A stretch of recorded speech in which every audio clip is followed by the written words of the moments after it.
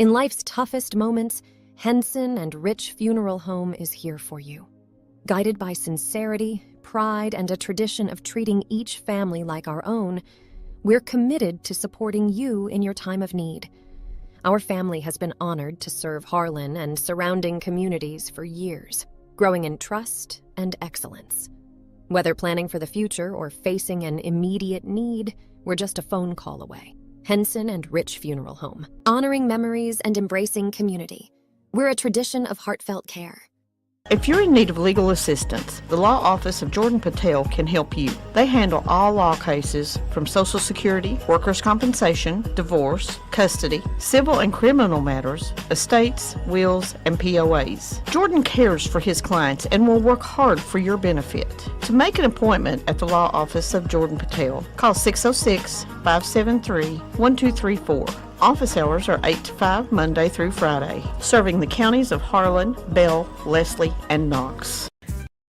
It's not too late to make a good investment in your very own swimming pool for your family. Come by J&J Fencing and Pools and check out the above-ground pool kits available. You still have more time to swim and enjoy your pool, but it will soon be time for you to close your pool. And now's the time to call and schedule your pool closing with J&J. J&J also carries all the closing kits, winterizing chemicals, and pool accessories. For all your pool needs, stop by J&J Fencing and Pools or give them a call at 573-POOL. That's 573-7665. Wendy Flannery and her dedicated team at the Harlan Circuit Clerk's Office believe in our future, and that begins with supporting our local schools here in Harlan County. We're cheering on every goal, every touchdown, and every triumphant leap across that finish line. But it's not just sports. We honor the hours of study, the pursuit of knowledge, the thrill of discovery. We're applauding our young stars on stage and behind the scenes, shining in drama and music. Wendy Flannery and the team at the Harlan Circuit Clerk's Office are more than public servants. They're proud supporters of Harlan County Schools. Hello, everyone. Welcome back to the Black Bear Coaches Show here on 105.1 WTUK, Harlan, Kentucky. Big shout out again to our sponsors, the Harlan Circuit Court Clerk, Wendy Flannery, J&J Fencing and Pools, Henson and Rich Funeral Home, the Law Office of Jordan Patel, and the Clover Fork Clinic. Guys, I've been waiting to say this the entire year. Bears won them one this past Friday night. Scotty back here with us. Bears come out with a 26-22 victory over the South Laurel Cardinals. Game was down in London. Bears came out on top. Joyful times, ain't it, Scotty? Yeah, man. Yeah, it was a good, hard-fought win. The boys showed a lot of heart and a lot of grit and settled in when we needed to, and it was a good team win. What it was. Absolutely. Happy to see the guys pulled one out. It was a close one, though, down the stretch. If I'm not mistaken, was it tied at halftime? Am I correct in saying that? Yeah, we was up 14-0, and then we was driving, fumbled one in the first half, and I think we actually had a 4th and 2 and didn't get it on a quarterback sneak, and so we kind of shot ourselves in the foot a couple times there. But when we went into half, it ended up 14-14. Yeah. So it was we got into half and kind of talked to the boys a little bit and kind of calm their nerves a little bit. I think they knew, we had a good shot at winning that game, and if we played, some good football, we was playing, and then we just kind of shot ourselves in the foot a couple times. So had to calm them down a little bit, but they pulled it out. Before we talk about the play of the guys, let's talk about what the win itself meant to the boys. I mean, there's been a lot of up and downs this season, a lot of adversity, injuries, a lot of outlier negativities that's kind of plagued the Bears this season. But that win was needed more than just to put one in the win column. It was needed for the morale and psychiatric for the boys. Let's talk about them for a minute. Finally got the monkey off our back. We was in some close ball games. Middlesboro's close ball game, Hazard close ball game. Lawrence County, we're right in it, until we just kind of shoot ourselves in the foot a couple times, and right there with Clay County as well. So we've been right there about all season. That's what I told the boys. You're so close to being a pretty darn good football team. And they just got to continue to do the things right, and it was a good win for us. It was what we needed at the right time. This week's been a great week of practice. The JV played down at Middlesboro, and I think we ended up losing, but I think it was a lot better show of what's going on. So everybody's kind of bought in, and I think people look and see 1-6, and they're like, guys, that's a tough record. How you keeping the kids into it? But the kids has just kept a good spirit about it, and this win done a lot for them, I think. More positivity than what the people realize are in the program right now. In particularly in your eyes, was there anybody that you was really impressed with Friday night that stood out to you? Well, I know last week I put it. You asked me at the end of the show like who you want to put it on and all that. And I put it on Thomas Jordan, and he stepped up. You know, he had 20. I think he had 29 carries for 260 some yards, 270 some yards with 3 Sounds touchdowns. like you kind of forced him to step up. He told me he was going to step up, so he had no choice. You know? I thought Brian Howard, he actually gave us a lot of help, you know, hitting the hole up in there. He busted a couple of huge runs for us at some big times and gave us a lot of momentum. James Ryan, he hit a couple big runs, had 2 that would have been big runs but got called back. They got called dead. And a big, you know, shout out Dallas Sargent. He ain't played much offense for me this week, but I put him at fullback with Allred's shoulder hurting a little bit and Shamar not being there for a little bit of reps because he's been hurt. But Dallas done an excellent job at that fullback for me on some kick blocks, and he never complains once. He's one of those just blue-collar kids that's a yes or no sir kind of kid, and he's one of them great kids that'll do anything you ask him to do, and he done exactly what I asked him to do. So I didn't touch the ball one time but never complained, and played 100% the whole game, offense and defense, and was just awesome. So, you know, and I want to give a big shout-out to the offensive line. You know, that we talked about it all year, how good they can be, and last week showed it. You know, they don't always get their name in the paper and credited for it and stuff, but, you know, I can talk about who scores and all the backs and all this kind of stuff. Quarterbacks, Ethan Reimer's playing good. He got a little banged up last week, but that offensive line came together, and they look good, so I'm really proud of them. Good. You know, I'm glad there's some positivity surrounding the guys this week, and overall just a good performance by the Bears. The 26-22 win not only puts one on the board, but also makes the Bears a playoff eligible. I'm sure that was a discussion in the locker room going into that game. If you win that game, it really increases your chance of going to the playoffs, and if you lose it, it makes things a whole lot harder. But makes things a whole lot harder, yeah. That win's going to lock them in, so that's another thing to look forward to. Yeah, and that's what I told him. You know, this group of seniors, they're a really good group, and they're one of the groups that I've had, you know, my whole time at HC. So coming in as freshmen and seeing them grow, and that's what I told them. I said, boys, I don't want it to be over for you, and I know a lot of you don't want it to be over, so let's go win us one right here and kind of make sure you get one more game for sure, you know what I mean? So yes. It's adding another game onto their season and with their brothers, and I think it's a possibility that, you know, we can go to the playoffs and get a good draw and maybe win us one, yep. Obviously, I'm sure it affected the climate in practice this week. Was there a different energy coming in onto the field on Monday following the win? Yeah, I think so. I think a lot of them was focused. You know, we play a good Pulaski team this week coming up, but I think it's a very winnable game. You know, I thought there's been a lot of games that's been winnable for us this year, but I think this one's a very winnable game. That's a district game.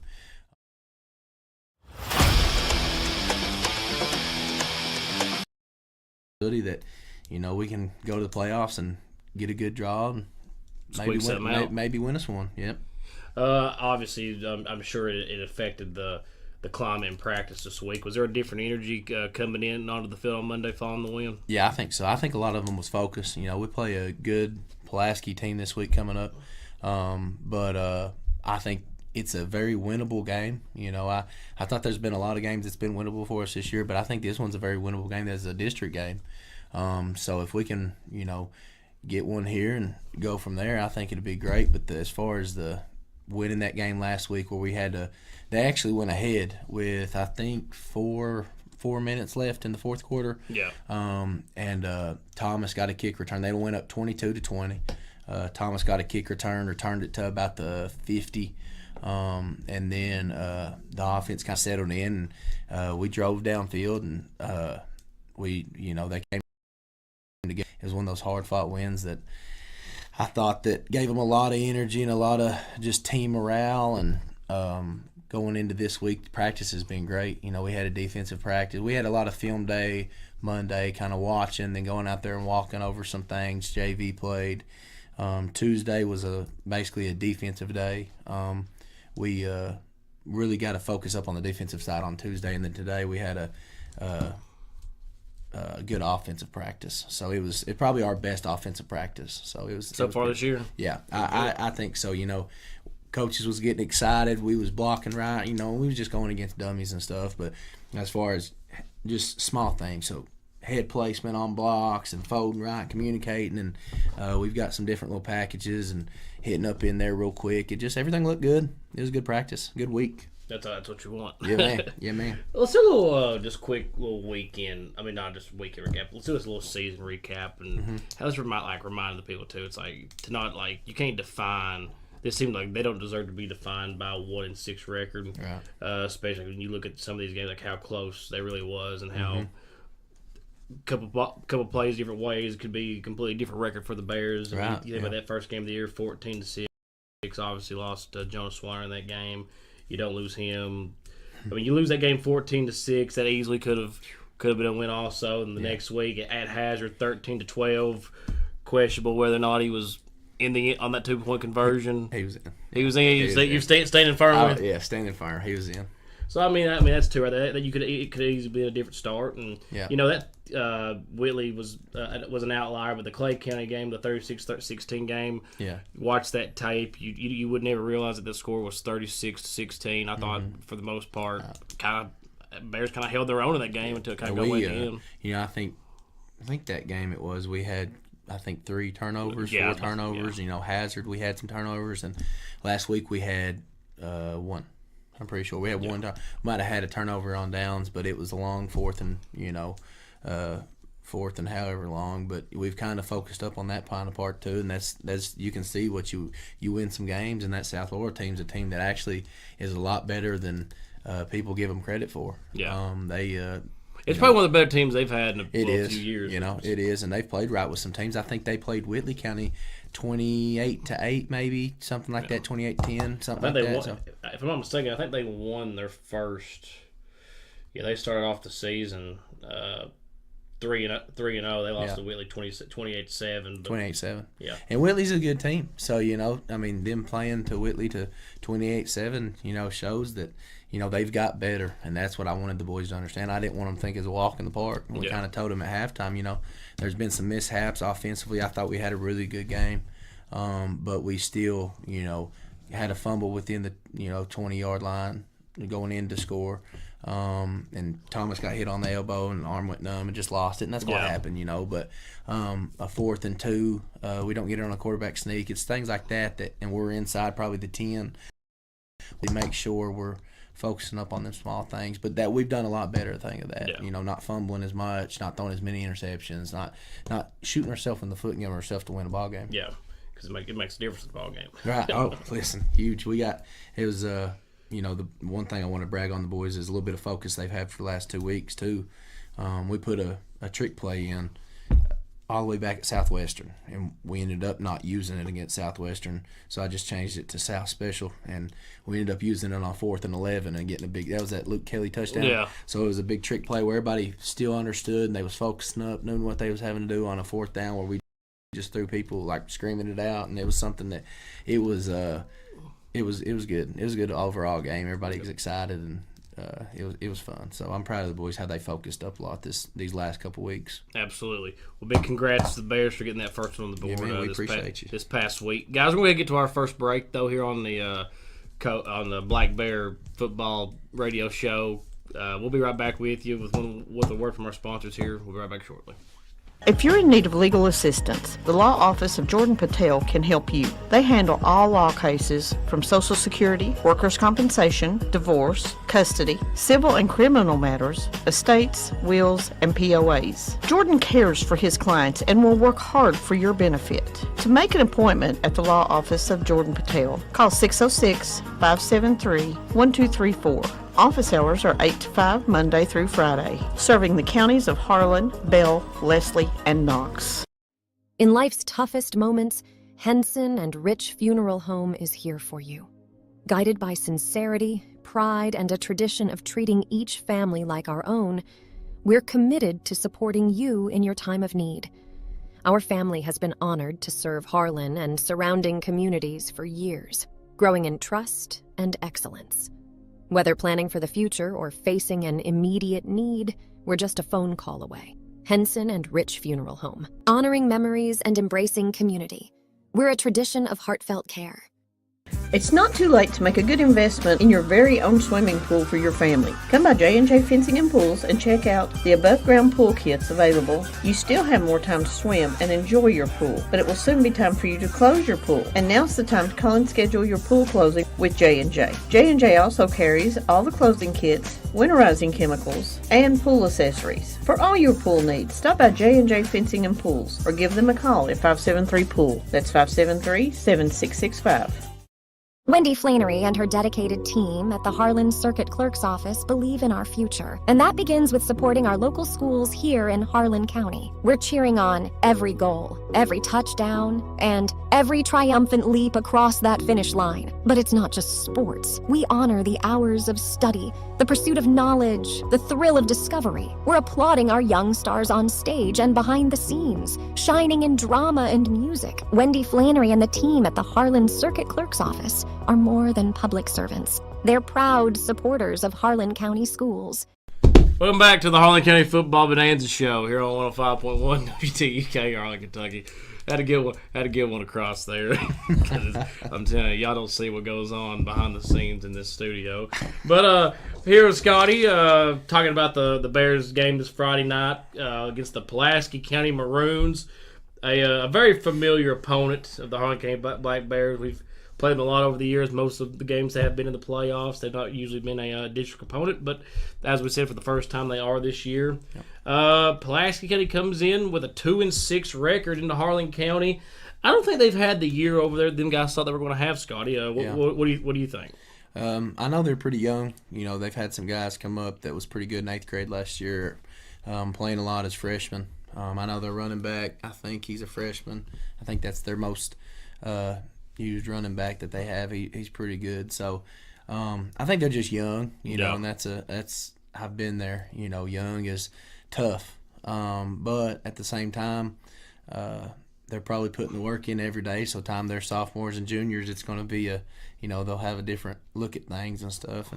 But I think the youth is just kind of where they're at right now. And a bit that hasn't made too. Yeah, I said 2-6, but when you check out their record though, it hasn't been a very light schedule. Right. I mean, you open up the season week 1 against Pikeville. Yeah. There you go. They beat Danville in week 2. They've been in a tough spot. Played George Rogers Clark in week 3. Got beat 30-7. Corbin week 4. Woodford County week 5. List go right down the list. But they got beat by North last week, 28-14. I think that score kind of surprised a little bit of people. Yeah. Looking at the tape from that game, what did you see? Did you see anything that surprised you, or North just beat them?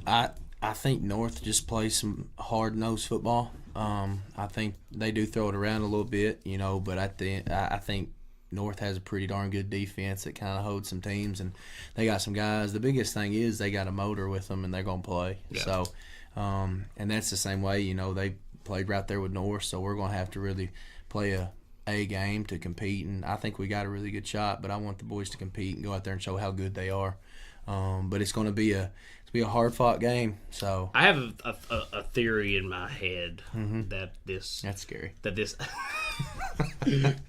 knowing what North does and what I think we're going to try to do, I think you're going to get some reminiscences of some old Harlan County North Laurel physical matchups from a few years back. Is that a good representation of how that game I think you thought right on that one. I do. I think the boys. I might know just a little bit. Yeah, I think the boys are really, like I said, we've had a really good week of practice, and Thomas has really been locked in, and I'm pretty proud of him. And with Ethan Reimer banged up a little bit, he may have to run some stuff at quarterback a little bit and some sets. So. You never know what's going to happen. I kind of roll on the fly and see how we're doing, and if it's working, it's working, and we'll run with it. But you on the fly, man? No, sure. But I think it's going to be a hard-nosed football game. But I really do think the boys are excited, so that's really good. So. Well, we definitely hope they come out and are ready to go. I'm expecting a close ball game Friday night, and I think some people may have written the Bears off when they saw that game originally to start the season. But in my eyes, I don't see why Harlan County couldn't go out and win that game there. I've watched a lot of film on them, and they're going to be coached up well. Their coach he's a well-known coach, and I think they'll be coached up well. But at the end of the day, I think we got some kids wanting to play, and I think we've been doing some fundamental things right and small things right, and the boys are wanting to learn it, and they got that, like I said, monkey off their back. Now they can go out there and just have fun and play ball and not worry about getting a win or let's just play hard, and that's what I tell them every game. I said, boys, take the scoreboard off. Don't worry about the score. We'll worry about the score. You go out there and just play, and we'll go from there. So we did that, and I think it kind of calmed some nerves. And it's district games. Anything can happen now. I mean, there's a lot of direction for the Bears could really change these next couple of weeks. I mean, you bring Pulaski County into town, who is a little down from normal years, and you put a physical brand of football there out on them and slow the game down a little bit. Next thing you know, you're in the ball game and you pull one out, and then you welcome it's the North game. It's at home too next week. Well. So I mean, there's 2 weeks where the Bears could go from being an 0-6 team to all of a sudden, though, you're a 3-6 with contention to be the 2 seed in the playoffs. So I mean, that's what people don't understand with like high school football. That kind of like that first half of the season really has no impact or on that second half of the season. So I mean, you never know what's going to happen. Exactly. Yeah, and that's like, everybody kind of worries more about wins and losses than kind of what's at the first part of the year really than what's going into it. And if we're getting better each week, then that's the biggest thing come district time and stuff like that. And I think for the most part, I think we've got better about each week. Like I said, first part of the season, you take a loss to one of your leaders like Jonas Warner, and I know I talk about that a lot, but for what the boys has kind of overcome with that, because that takes a big hit on them too, that being their brother and stuff, and to go into battling in each game, going over to Hazard, which is arguably one of the toughest places in my opinion to play. No, that's right. And they're a very good 1A team regardless, year in and year out, and I think that we've been right there in a lot of the games and stuff. We just gotta focus up and we'll be all right. Yeah, and too, like, I mean, no one's gonna come out and say that losing's not. I mean, losing's never fun, right? And you can't go back and make excuses for woulda, coulda, shouldas, and everything. But the main thing is not letting losses define your season. Right. Yeah. I mean, I think that's been one of the good things with the Bears, that they have kept a positive attitude and kept their foot on the gas and kept going from week to week. And so you've seen a lot of football teams, they start 0-6 and a lot of kids are quitting. A lot of the coaches give up and all that. And I think that's the opposite of what we've done. I think it's had more coaches lock in more. I think it's had the kids lock in more. I think they're a team that.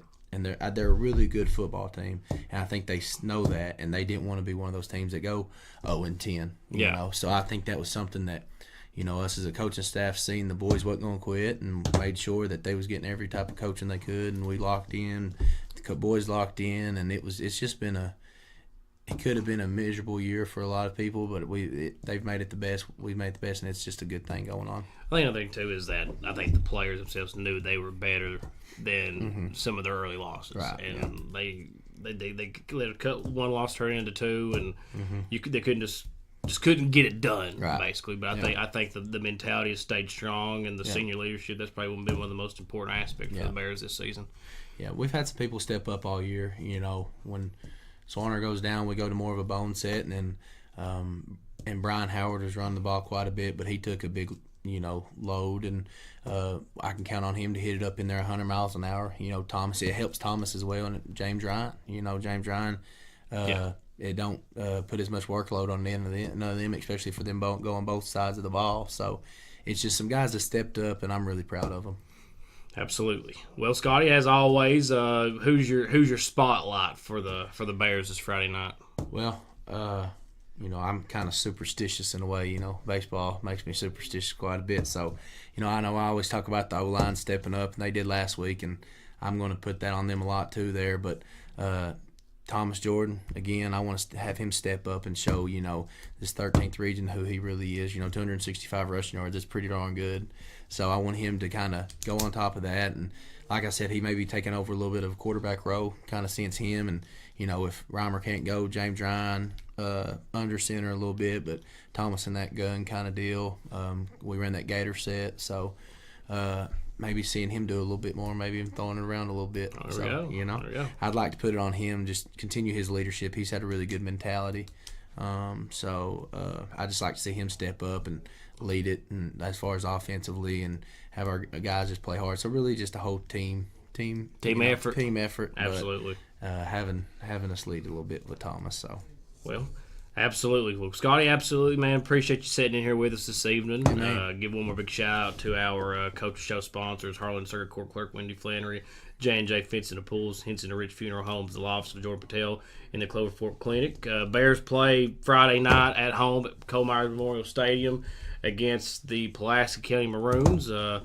Bears hoping to get back-to-back wins for the first time this season and put another one on the board and improve their chances improve their playoff status. We'll say. Yeah. Yeah, we're excited. Come out and support these boys. They're fighting hard. They're working hard. Come out and support them and watch some good football. Absolutely. Well, guys, this has been the Black Bear Coaches Show here on 105.1 WTUK. Harlan, Kentucky. We'll see y'all here next week with hopefully another positive update on the Bears. Appreciate you, and go Bears. Go Bears. If you're in need of legal assistance, the law office of Jordan Patel can help you. They handle all law cases from Social Security, workers' compensation, divorce, custody, civil and criminal matters, estates, wills, and POAs. Jordan cares for his clients and will work hard for your benefit. To make an appointment at the law office of Jordan Patel, call 606-573-1234. Office hours are 8 to 5 Monday through Friday, serving the counties of Harlan, Bell, Leslie, and Knox. In life's toughest moments, Henson and Rich Funeral Home is here for you. Guided by sincerity, pride, and a tradition of treating each family like our own, we're committed to supporting you in your time of need. Our family has been honored to serve Harlan and surrounding communities for years, growing in trust and excellence. Whether planning for the future or facing an immediate need, we're just a phone call away. Henson and Rich Funeral Home, honoring memories and embracing community. We're a tradition of heartfelt care. It's not too late to make a good investment in your very own swimming pool for your family. Come by J&J Fencing and Pools and check out the above-ground pool kits available. You still have more time to swim and enjoy your pool, but it will soon be time for you to close your pool. And now's the time to call and schedule your pool closing with J&J. J&J also carries all the closing kits, winterizing chemicals, and pool accessories. For all your pool needs, stop by J&J Fencing and Pools or give them a call at 573-POOL. That's 573-7665. Wendy Flannery and her dedicated team at the Harlan Circuit Clerk's Office believe in our future, and that begins with supporting our local schools here in Harlan County. We're cheering on every goal, every touchdown, and every triumphant leap across that finish line. But it's not just sports. We honor the hours of study, the pursuit of knowledge, the thrill of discovery. We're applauding our young stars on stage and behind the scenes, shining in drama and music. Wendy Flannery and the team at the Harlan Circuit Clerk's Office are more than public servants. They're proud supporters of Harlan County schools.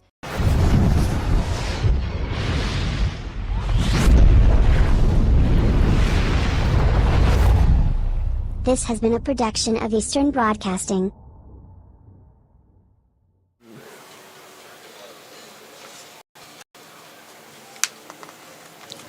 Good evening, ladies and gentlemen, and welcome into 105.1 WTUK, live from Harlan County High School, Coal Miners Memorial Stadium, and Needham Sailor Field, home for your Harlan County Black Bears. And tonight, the Maroons from Pulaski County roll into town to face off against your Black Bears. A big district game tonight, Josh. Yes, it is. And we're already off to a great start, having a lot of fun up here in this press box, watching these kids warm up. I think this is going to be a good football game. I also think we're getting a W tonight. I feel it, Mr. Lawson. We match up very well versus a good Pulaski team. The record doesn't show. You might not look at it and think this is a great team, but this is a very good Pulaski team. Yeah, I mean, you look at that record, they're 2-7. This team's played some stout competition in the weeks that they have played. They've got some young talent on that field, and they are very capable of putting up points in a hurry with this offense they have. But, you know, we've moved up to this 5A district, and we're facing teams that are higher up. And let's just be honest, it seems like we've been on edge every game. So close to several games where we could have won, just a mistake here, something there that we could have broke open and won. And then last week we were finally able to get over that hump, and we were able to defeat South Laurel there at home. So it was a a great win on the road for a team that has had we've had a rough season. Let's just be honest. It's been tough on these young men. It has. It's been tough on these young men. It's been tough on us as fans. You want these kids to succeed at everything they do in life. We know them. We know the stock they come from. They're great kids, great people. You want to see them succeed at everything. It's just been a rough year. Like you can't call it anything but what it is. It's been a rough year.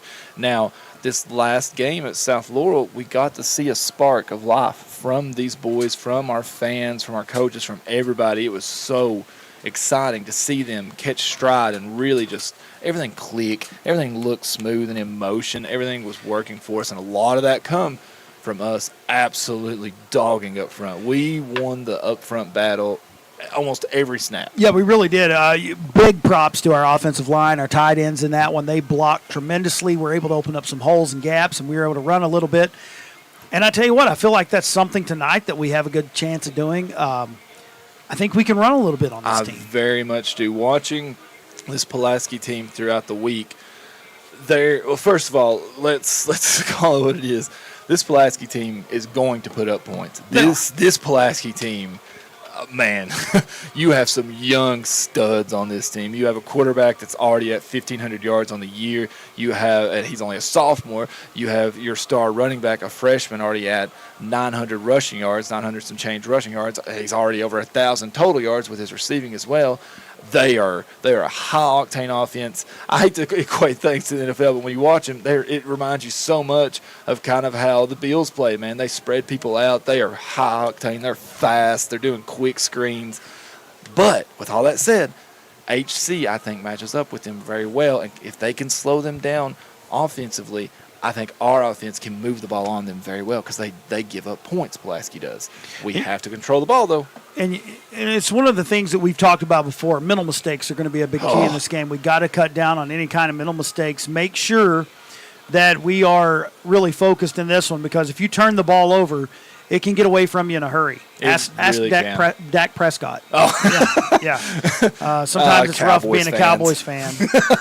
It's a long, hard road. And, to speak on that, it's one thing that has really turned around for us this year, I feel, is in the last few games, we have cut down our turnovers. We haven't seen as many botched snaps, not as many missed long snaps in our pistol formations. You can see that they have really worked on that and tried to cut down those errors. When you're playing a team like Pulaski, though, that has an offense like they do, every possession matters. That is a massive key for me right along with you. I think we need a very crisp game to win this game. And I do want to say this. I feel like we have been very controlled as far as the penalties this season. They've really been able to control our emotions. And even considering how rough some of these games have not went our way, kids have done a good job of keeping themselves in check, and coaches have done a good job keeping them in check. So I am glad to hear about that. I tell you what, I felt a different swagger from this team this week, just talking to them in the hallways. You know what I mean? Just talking to the different players like, hey, how you think the game's going to – we're going to win. You know, they got that confidence. I feel like they got a little bit of that confidence back, and they're ready to play. That's such a huge factor, too. Like, that's – like, the way you approach any – not just football, anything in life. The way you approach anything in life mentally is such a huge factor to everything. Coming into this game, believing you have a chance to pull it out, that's the first step to victory. And with all that said, when you get down to the numbers and how these styles match up, I truly in my heart think that this team is susceptible for us to run the ball on them.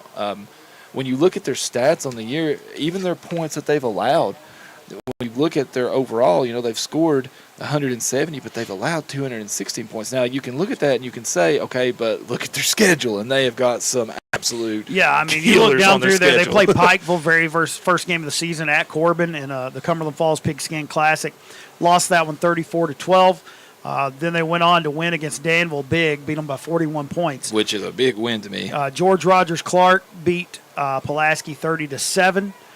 Corbin beat Pulaski 43-0. Let's just be honest, Corbin's just small whooping college up on team. Everybody right Good now. Lord. Woodford County beat them 31-21. South Laurel, now Pulaski. That's the game right there. That's the one that, if you're an AC fan, it scares you a little. Well, there's a difference here, too, though. You got to remember Pulaski played South Laurel at home. Yep. So Pulaski was at their place, and they're in Somerset. Mm-hmm. So they won that game 41-6. Now, you look at our game last week. Yeah, we only won by, I think, 4 points. 26-22, I think, was the final score. But tell me if I'm wrong. You can correct me. I would never. We could have won that game, I feel like, by 20. I agree. Couple critical mistakes Yeah. at different points.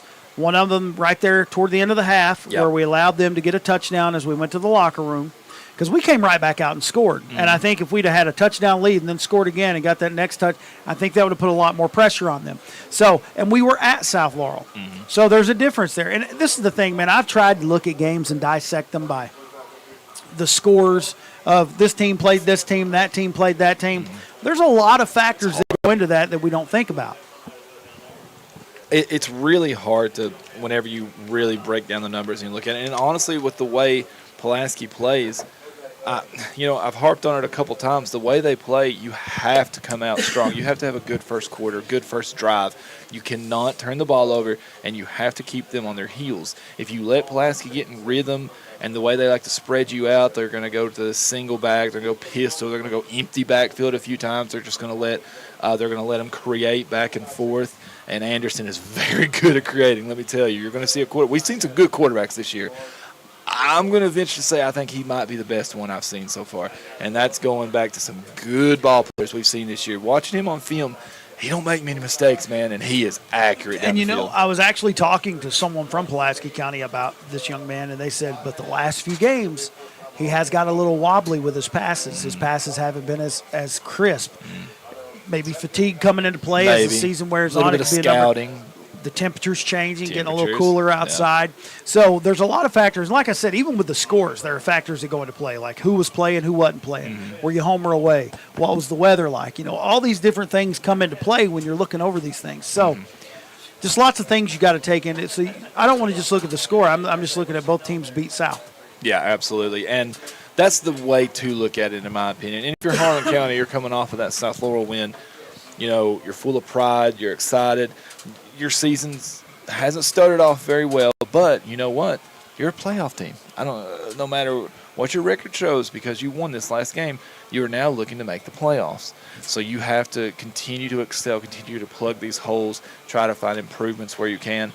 I think tonight is going to be a big step forward for us, but you have to stick to your game plan, and you have to win the battle up front. That is a massive key for me.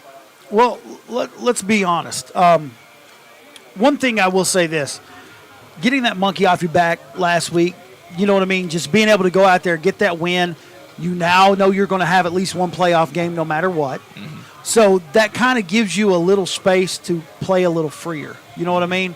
Because in the back of the minds of every senior out there, they're thinking, I've only got this many games left, we're coming up toward the end of the season. We have another home game next week against North Laurel during senior night, and then we head to Log Mountain at Bell County. Log Mountain. Neither of those games will be easy games, just like this one's not going to be an easy game. So we're going to have to come out. We're going to have to play hard. We're going to just have to be ready to play some football tonight. That's all there is to it. You are. I'm excited for this game, and we need a big game from our linebackers. I want a big game out of Sargent tonight, because I hope I'm pronouncing his name right for Pulaski. They're a freshman running back, Casson. It's either Casson or Kaysen. We'll talk with the Pulaski fellows when we go to break to make sure. But let me tell you what, anyone listening on the radio, find your way to our stream. I'm pretty sure it's Kaysen Brock. Kaysen? Is that what we're pronouncing it? Okay, Brock, good. yeah. I hope I'm not mispronouncing him. That young man is a dog, let me tell you. Watching him this last week on film, that's a potential Mr. Kentucky football candidate, and whenever he's a senior, because he's tough. So we have to contain him. We need to keep him inside in the mess. We don't need to let him get to the sideline, to the hash. Ladies and gentlemen, we are still about 19 minutes away until kickoff, and we've got a big night here. You got all the Peewee football players in the house. Can't wait. They're going to run out with Harlan County's I didn't football get to coach team. them this year, and I'm so sad about it. But they're going to introduce all those at halftime. Big halftime. You've got the dance team, the cheer team. You've got the band going to play. Then Isn't you've got Michael the Scott doing something too? I think he said something about cartwheels later. Yeah, I think so. I think he's going to try to climb out this window again. Easy. So what we're going to do right now, we're going to take you back station for commercial break, and then we'll be back on 105.1 WTUK. When it comes to floor covering, one name has stood the test of time: Harlan Carpet Mart. Harlan Carpet Mart continues to offer all types of floor covering, including residential and commercial, with professional installation and always free estimates. located on US 119 at Baxter, open 8 to 5 Monday through Friday. Call today for your floor covering needs. 573-2563 or 573-3027. This is Katie with Clover Fork Clinic. We have been serving Harlan County for 53 years. Our staff of professionals have cared for generations of Harlan Countyans and can care for the entire family. Our team is accepting new patients and they are prepared to meet all your healthcare needs. Clover Fork Clinic is also providing all COVID-19 vaccinations and has same-day scheduling available. Call us today at 837-2108 or 573-1975. Clover Fork Clinic, serving you and your family since 1970. The Harlan County Public Schools students and staff are doing great things. Congratulations to the following: Ples Dean and Shania Middleton Entrepreneurial Leadership Institute, Eagle Scouts Nathan Slusher, Michael Harris, and Caleb Rose, Jacob Shoemaker, a Kentucky Governor's Scholar, Claire Sawyers, the Hugh O'Brien Youth Leadership Ambassador, Center for Rural Development Rogers Explorers Drew Sargent, Addison Truitt, and Sebastian Mosley, Adriana Hockenberry, Kentucky Governor's School for the Arts, and Shania Middleton, Oak Ridge National Laboratory STEM Bridge Academy. When it comes to your prescription needs, you don't have to give your money to a huge out-of-town corporation. At Donnell's Pharmacy and Donnell's Tri-City Pharmacy, local ownership means that your money is recycled through our community time and time again. Our two stores are designed to serve our local community. Our success is measured by our ability to lessen the burdens of everyday life. Donnell's Pharmacy. Understand our why, and you'll see the difference it makes in everything that we do. At Don's Super Saver, located on the Harlan Bypass, you can always guarantee two things: always fresh and always friendly. Check out some of this week's amazing deals. Lean meaty pork spare ribs, $1.79 a pound. Green bell peppers, 2 for $1. Fresh premium bananas, 50 cents a pound. Coke products, 24-pack of 12-ounce cans, $8.99.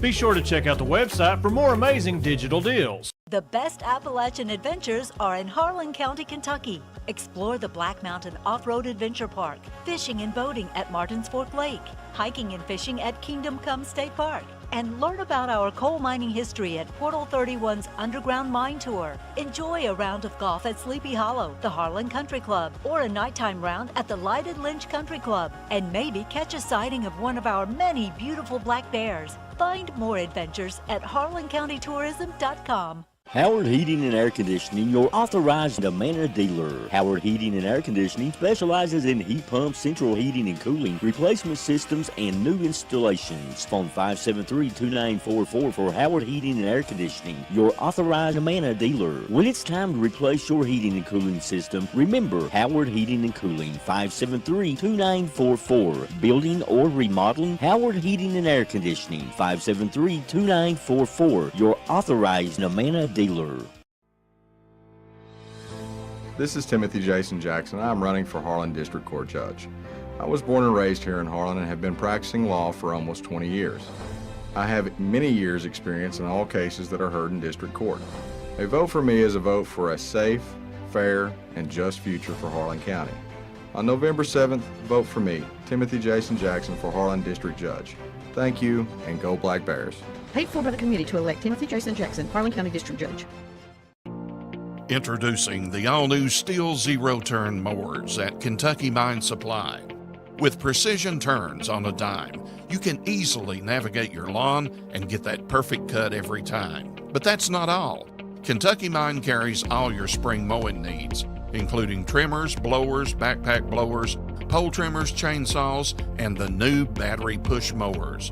Visit us today at 213 River Street in Harlan and experience the power of steel. Hey, now. Welcome back to 105.1 WTUK, and we are just about set for our presentation of colors and our opening prayer.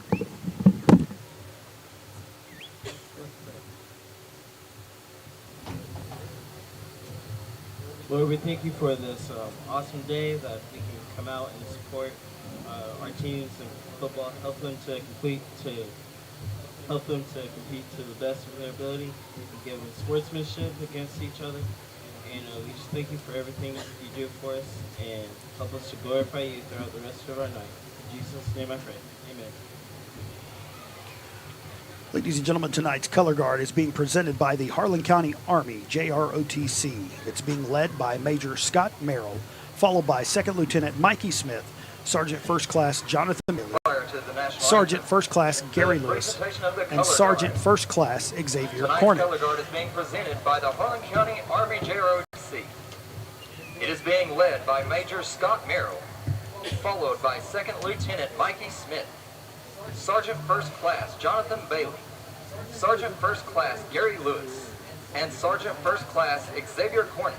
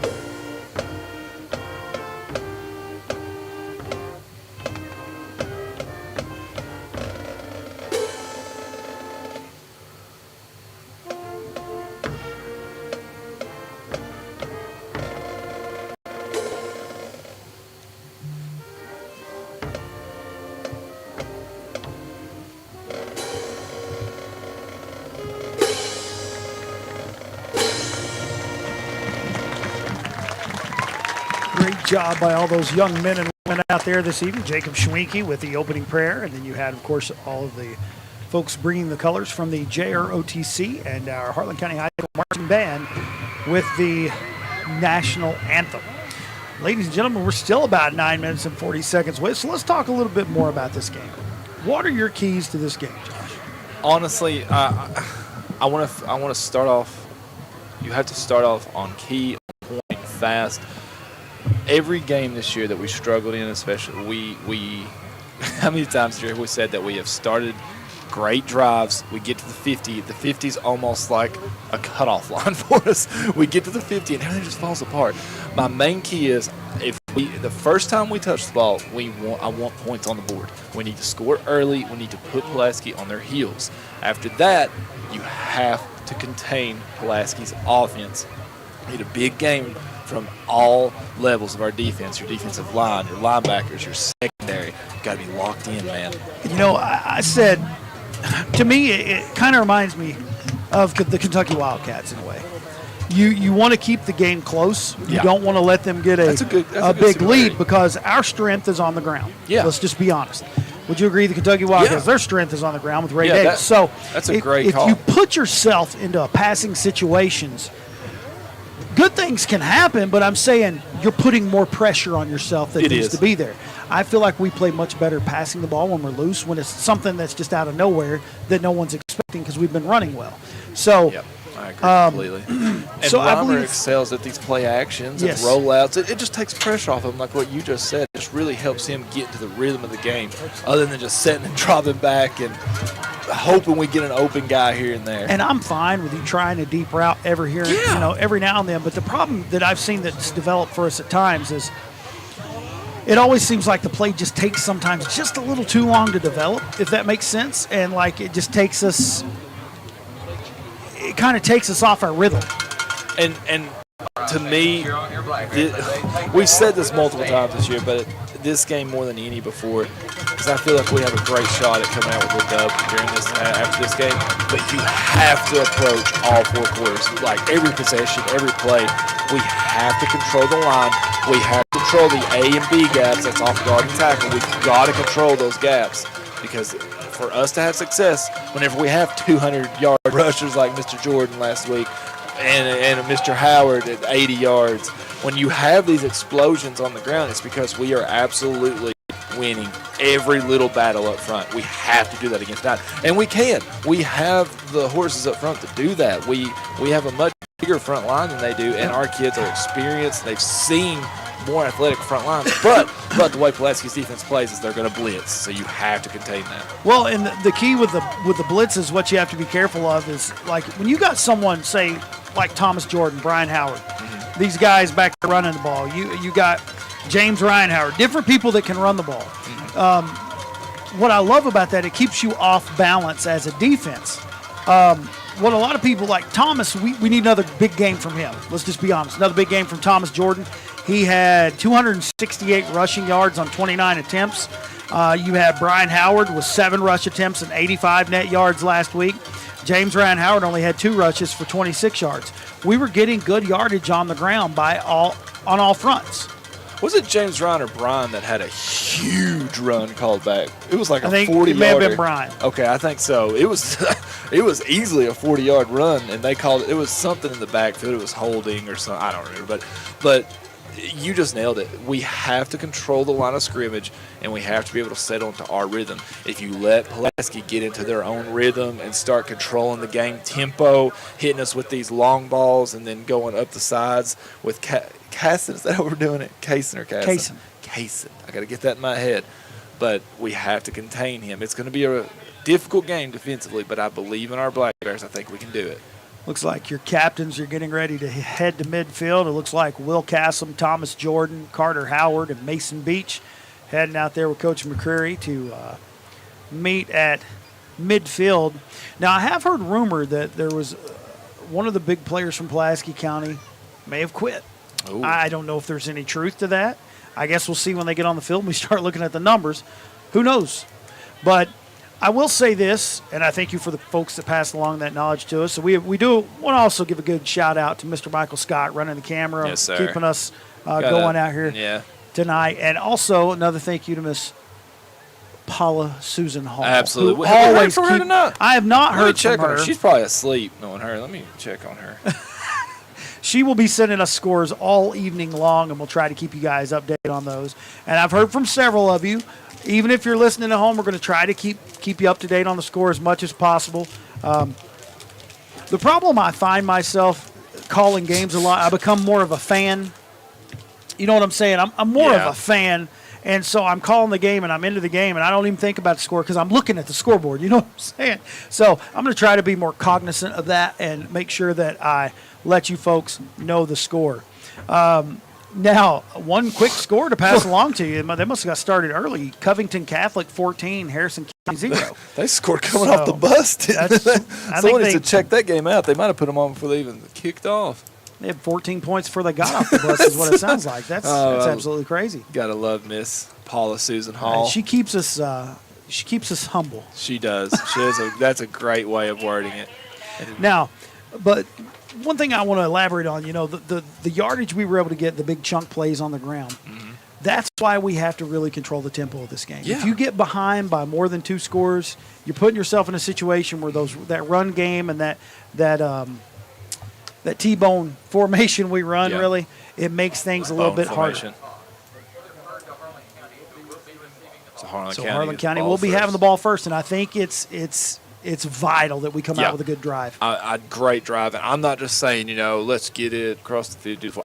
We need points. I want early points. I want to start this game off on the right foot, early points, get on the scoreboard. I don't want to see us playing from a deficit. Now your Black Bears are heading back to the helmet, and the Peewee League will be ready to run out with them. So we're going to step away from the microphone for just a second so you can see the opening of the game here.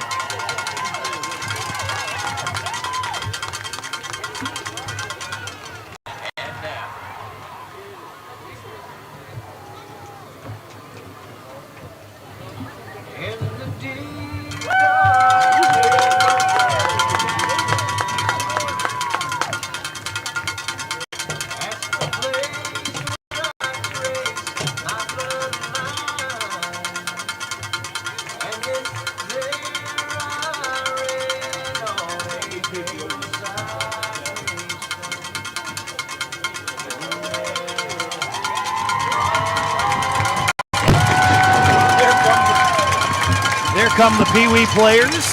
Man, there's a whole look at them. There's a ton of them out there. I love them. There come the Harlan County Black Bears behind them. You don't want a feeling that's got to be for all those young folks. They're just getting to run out there. So happy. One of them carrying a football. That is so much fun. I had the great opportunity to coach them last year. I couldn't make it work this year with my schedule being in school and everything and work. Just seeing the young man carrying the football, it reminds me. You remember the old movie, The Program? The guy that fumbles in a game, they make him carry a football everywhere and said, if anybody else brings it to us, you're in trouble. And everybody kept trying to knock it out of his hands and make him fumble. Man, what a great callback. Any younger kid listening to this, go watch that movie. That movie is awesome. No, not younger kid, because it's got some language in it. Let's say later high school child. But I tell you, one of the most amazing things to me was when the linebacker's sitting there in the video room, and they're just going through different film screens, and he's like, they're in this formation, we need to run this, they're in this, we need to run. I'm like, how do you remember all that? It blows me away. But ladies and gentlemen, we are just about set to get underway here at Coal Miners Memorial Stadium. And like I said, Harlan County will be receiving the ball first. I'm going to do my best to keep up with stats the best I can this evening. You've been doing great at that. I Mr. try. Henson told you that you're doing wonderful at that. And if Mr. Henson says that, you're doing great. You get props from Mr. Henson. You're doing something right. So. Feels good to be home, Mr. Lawson. It really does. 2-game home stint in our own backyard. Man, I love being in our Harlan County facilities. Good crowd for the Harlan County faithful tonight as well. Pulaski showed up. I mean, for it to be that's the a drive, it is. man. Pulaski showed up too. Shout out to their fans. And I got to say this as well. Harlan County fans, there were more Harlan County fans at the South Laurel game last week, I believe, than South Laurel fans. They remind me so much of Big Blue Nation with Kentucky basketball and even football now, but Harlan County fans travel, man. You have a dedicated core of parents, and each year it trickles down. The next group's parents always travel. Looks like you have Thomas Jordan back deep to receive, along with Mr. Jace Brown. And here comes the opening kickoff. It's going to be deep, and it looks like it's angled right toward Brown. He's going to grab it at about the 15, and he's going to try to make the first man miss, but good tackle, too. He's going to bring it up to the 25-yard line. So that was a good kickoff. Good job taking it up to, what was that, about the 25 even? He's going to be right on about the 25. That's where Harlan County will start this one, 1st and 10. Now, let's see how we do our running back rotations this week. If you remember last week, Coach Bailey, and he basically had sets. He had groupings of personnel that he would run with. Last week, I believe it was Sergeant Ryan Howard and Thomas Jordan. This week we're coming out. Is that Carr? It looks Thomas like Will Jordan. Cassim's under center, or he is the center for tonight. Oh, they're going straight Wildcat. Yep, Thomas Jordan gets the snap. He runs forward, and he's not going to have much room there, maybe 2 or 3. I'm going to wait and see where they mark him. Our Wildcat was pretty effective last week. Yes. We was able to get a lot of chunk plays out of it. Honestly, Reimer didn't really sub in until about, was it? I think at least it was after 2 first downs. So let's Second see and 8 if we now. stick to it. looks like we're going to stick to this. Yeah, Wildcat. and he did say they were going to run this Wildcat a lot just to start out like they did there at South Laurel, just to kind of keep things off balance. It's an effective formation. The downside to it, you spoke on this last week. The downside to it is if you're the defense, you can really pack it in even more than normal. Yes. Still in that formation, you got Shamar Carr and James Ryan Howard back there with Jordan. Jordan takes the snap. He's going to run to the right. Good run. Gets it across the 30 down to about the 31 or 32. We'll wait and see where it's marked. Good. Looks like he's going to mark him at the 32. Good blocking up front there. I believe I seen Shoemaker just lay a helmet on somebody. And that's what you need. Yes, sir. That was a great up front push. Going to bring up 3rd and 3 now. Very manageable. Very manageable third. This is how we want to play. We want to slow it down, grind you out. 3rd and 3s. We can do 3rd and 3s, 3rd and 8s, 3rd and 9s. That's the situations you don't want to be in. 2 outs to the left, sticking to this Wildcat formation. Is that Carr, Jordan, and I can't see the third one, Mr. Wilson. It's James Ryan Howard, Jordan, and Carr, yes. Low snap, but Jordan gets it. That gets good play right there. Reed, linebacker, I think really that was number 50 for Pulaski County that got back there. That would be Sam Whitaker, man. Did a good job getting back there, and he gets 2 yards out of it, does Jordan, but that's going to bring up 4th and 1. Mr. Lawson, I love what's happening right here in this field. I approach every possession as 4 downs. The rest of the year if I'm Harlan County. Well, you've got more than 1 yard on every possession so far, so why not? You know what I'm saying? What do you got to lose? You're at this point of the year, you see how you are moving the ball coming out in this Wildcat, still 2 out to the left, going to audible around, going to go for a sneak. We are going for the sneak, and I don't know. It's going to be close depending on the mark. Man. They're marking it right at about the 35-yard line. Let's see. Yeah, it just depends on the mark, man. They might have to measure. It's going to be very close. It's just really going to depend on where the referee lays the ball down. Let's see where he lays this ball down. Man, they all bunched up there. Yep, first down. They're calling it. Give it to him. Good job.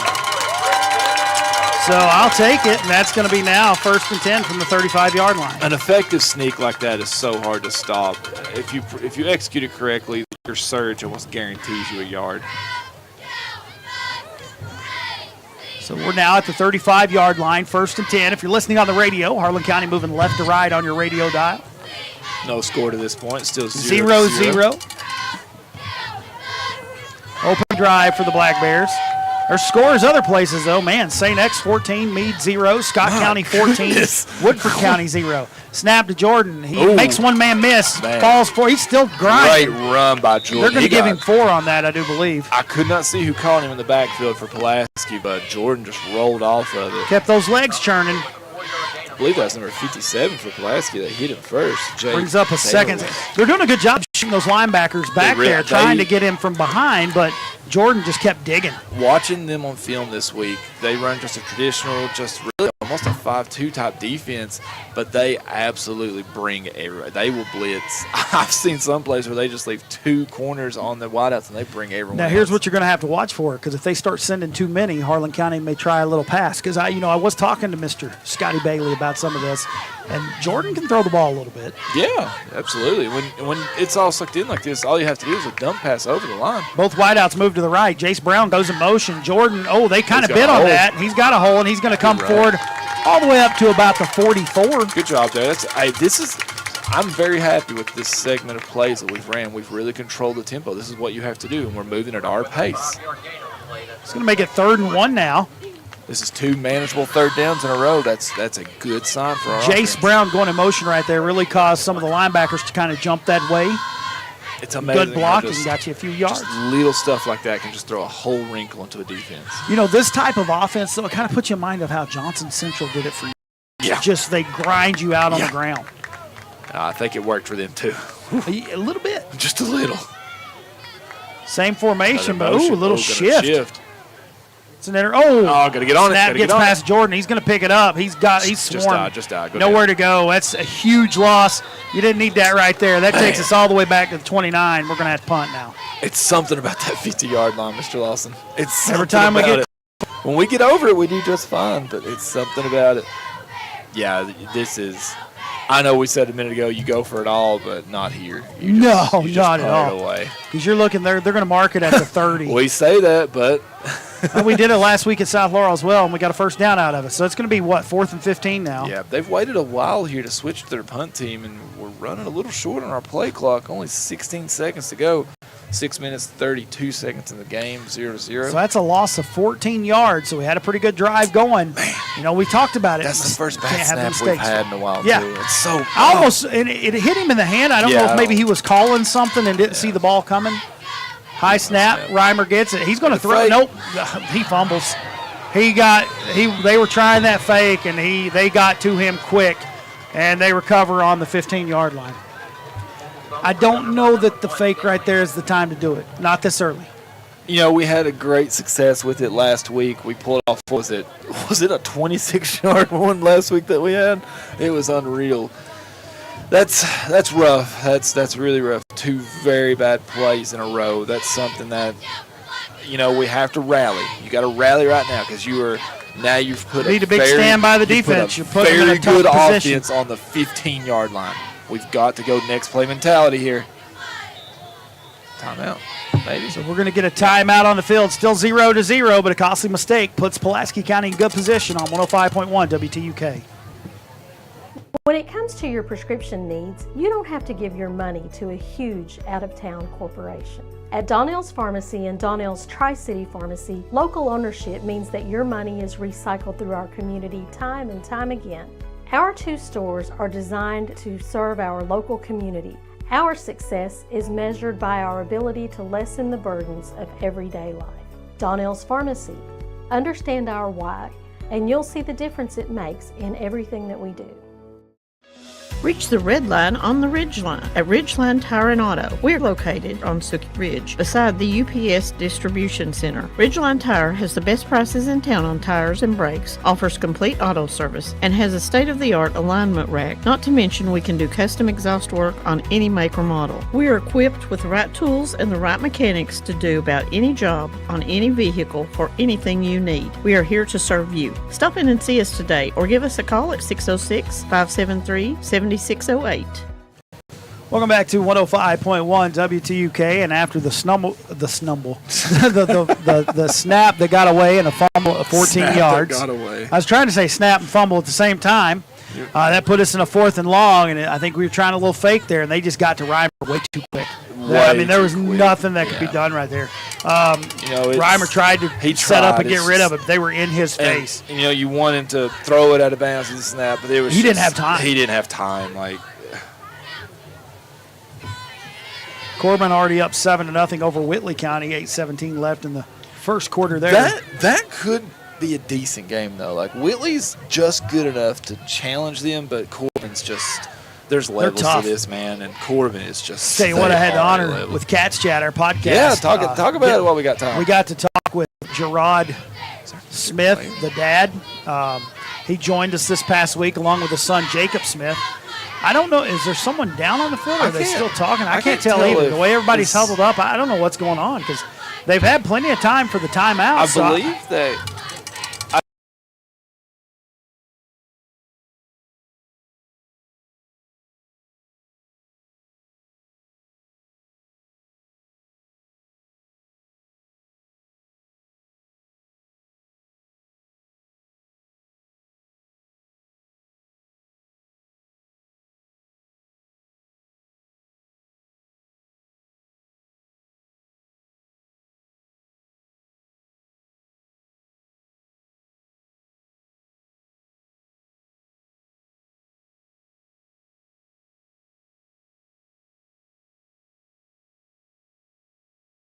Maybe that's what they're explaining to Pulaski County. We just didn't catch it.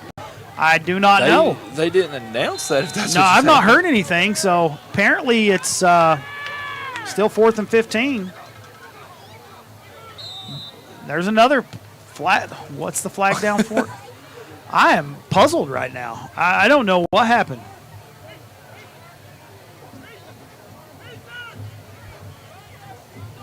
So I'm not 100% sure what happened there.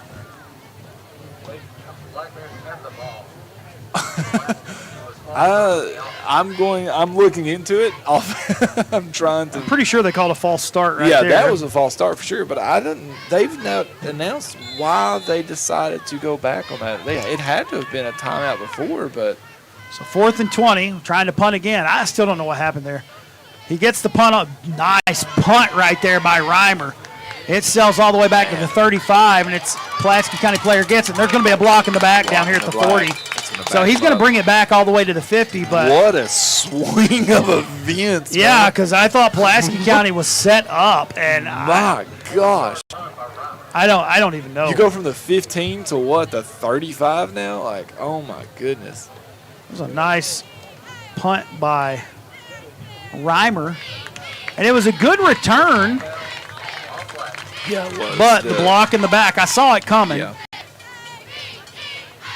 And sometimes I feel like almost they get a side block, and it's still called block in the back. I think block in the back is one of the harder calls. That and holding. You go holding on this every drive, single play. what looked like they were going to start at our 15, they're now starting at their 34. So great. What a crazy shift. 1st and 10 now for Pulaski. Shotgun to the left, to the right. He's going to pitch it out here to his running back, and he's coming this way, and we come off blocks. Get a hold of him, not before he can get, 3-4 yards there? That's with 2 people holding him. He's a load. He's someone you're Was that Kaysen? Yes, it right was. There? Yes, sir. Sorry.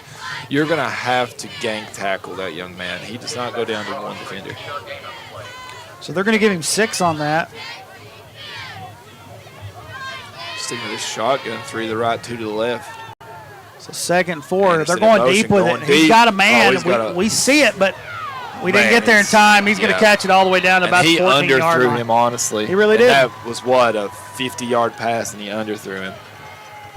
That's something we talked about in the opener. They love to play like that. I saw them warming up with that, and they're in almost like a hurry-up offense. It's like they already know the first 6 plays they're going to do. I'm telling you, they are high octane. They play fast. They're all the way down to the... They call a lot of stuff on the line. Pistol formation. Going to throw again. 1st and 10. They go throw it over the Dump it sideline. at the flats. Block. We're going to knock him out of bounds about the 2. Man, that was a good job to save a touchdown there. Good job by Hunter Napier to get there. I could not see the recipient of that catch. So that's going to be about a 12-yard pass. Anytime Pulaski pulls off big gains like that, they go straight to hurry up. I've seen it multiple times. So it's going to be 1st and goal now.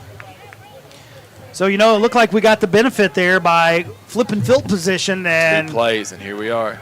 Look how fast they roll here. 20 seconds on the game clock. Direct snap. Oh, fumble, and we get on him, and he's going to be probably a loss of 2 there. It's going to back him up to the 4. And honestly, even if that would have been a good snap, we had a good surge up front. I don't believe he was getting in on that play. So it's now 1st and goal from the 4.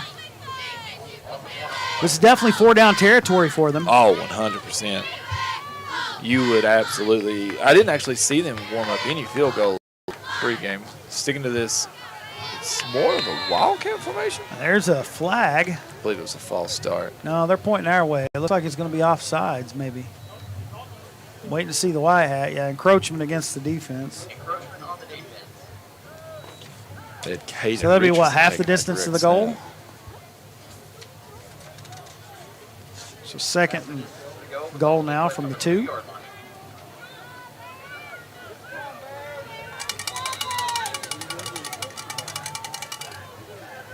Lining up here again. High snap again. We about got to him, but he takes it on in there for the touchdown. Man, just 2 big plays. Really, 1 rushing play to the left, 6-yard gain. Then you had just the bomb throw. It's something we talked about. They try to take the top off, man. They throw deep, and he is accurate deep. And, that's one thing I will give our boys credit for this year. Our DBs have done a good job of controlling the deep pass. I truly feel that way. I agree. We got right there with the receiver. He just went up and took it. Yeah, it was just a good throw, good timing throw. We talked about it in the opener. They absolutely go deep as much as they can. He was setting up for the field goal. Pulaski County is setting up for the extra point. I'm trying to see what the number is. The young man kicking. 27. 27. They said it looked good from here. That's why I'm glad they do the signal. That was number 27, Bryson Mounts. It looked like it went through, but they're saying no good. It absolutely had the range. So right now, Pulaski County takes the lead 6-0 with 4:05 to go in the first quarter. We'll take you back to station for a commercial break on 105.1 WTUK. Hey, it's Travis with SKCTC Adult Education. Are you tired of where you are in life? Would you like a change? We have several programs to help with that. From GED programs to transitioning into college and even gaining your degree, we're here to help. We're located on the Cumberland and Harlan campus of Southeast Community and Technical College, and we'd love to speak with you about your new career. Stop by or give us a call at 606-589-3210. We look forward to speaking with you. Since 1962, Harlan and surrounding areas have come to appreciate the hometown services offered at Southern Wholesale. Offering everything from paint, plumbing, flooring, electrical, appliances, hardware, lumber, tools, and everything in between. You don't have to drive out of town for your home improvement needs. Southern Wholesale has it all at 2 locations to serve you, located in Harlan and Cumberland. Give them a call today at 573-4915 in Harlan and 589-5111 in Cumberland. Welcome back to 105.1 WTUK. Pulaski County with a lead here in the first quarter. We bobble the kickoff, and Jordan's going to try to make people miss, but they do a good job of coverage. And several Pulaski County Maroons in there. Really good coverage by them. Jordan's going to get it to about the 16. Not the best blocking for us there on the kickoff return. I felt like there was a lot of white jerseys on Jordan quickly. Sticking with this Wildcat, from what I can tell. See Thomas Jordan. I cannot see the rest of the crew. Setting in the bleachers a little closer last week from South Law kind of spoiled me. I was able to see the numbers easily. That Carr. You got Jordan, Carr, and James Ryan Howard in the backfield. Direct snap to Jordan, and they're just clogging the box now. They're just clogging the hole, and they're just. They really are. And, you know, we talked about it. You did, especially in the opener there, about how when you run this Wildcat, it's got pros and cons. Pros, it gets it into your running back's hands faster. You get 2 extra blockers, essentially. But the con is the defense pretty much knows what's going to happen. So that's a loss of a yard, going to bring up 2nd and 11 now. So. This is a drive. I understand it's only 3 minutes and 22 seconds. This is an important drive. With 6 we points talked about none, but this is a highly important drive for us. You have to be able to keep up with them offensively. Maybe some kind of misdirection here to keep them off check. A little pitch to Jace Brown. He's going to the left side. He's got some blockers and got some room. Good run. He's going to be ran out of bounds up past the 20, maybe to about the 23-yard line, 24. I'm trying to see where the gentleman's standing. 23-yard line. He almost knocked their TV over. So that's a gain of 8. So that brings up a manageable 3rd and 3. Going with a new core of bringing. Okay, so now we're going to go a traditional lineup here. I'm seeing that we're going to go with Reimer. Jordan's taking a breather. So that'll probably mean it's going to be Brian Howard, Sargent. I do not know how he plays both sides of the ball like that going 90 miles an hour. A lot of our kids, man, they're gamers. I know it's been a tough year, but we have some gamers on this team. So you still have that wishbone behind Reimer. You got Dallas Sargent, James Ryan Howard, and Brian Howard. Hand off to Brian Howard, and they just clogged that hole. There was nowhere to go. That's a good push by the front of Pulaski County. So now it's decision time. He got about a yard out of that. Gunnar Loveless it's gonna be 4th and 2. Pulaski. He was all over that play. Yes, you go for everything except for 4th and 20. You go for it Actually, all. they're going to get Brian Howard 2 yards on that, so he got a better push than what it appeared from up here. So it's 4th and 1 from the 25-yard line. Going to stick with this traditional lineup. Not going to go any type of wildcat. Let's see if they do some trickery. Honestly, I don't like when we do trickery on these 4th downs. Let's get under center. Just power football right here. Let's play our game. I want to see us even a sneak. It's going to be a handoff, and nope, he had nowhere to go. Nowhere to go. They blew it up front. Absolutely blew it up. That was a gang of tacklers there from Jordan on that carry, and he had nowhere. I mean, it was just they collapsed that hole before he could do anything. There was no room. And now you're putting your defense on their heels because you're giving it to a high-octane Pulaski offense on the 35. The 25. Yeah. So, but you've got to go for those. That's something we approach every fourth down as 4-down territory. It's just really unfortunate when it doesn't go our way. All right, so Pure shotgun, 2 to the left, 2 to the right, 1 running back. This is their favorite formation from what I've seen.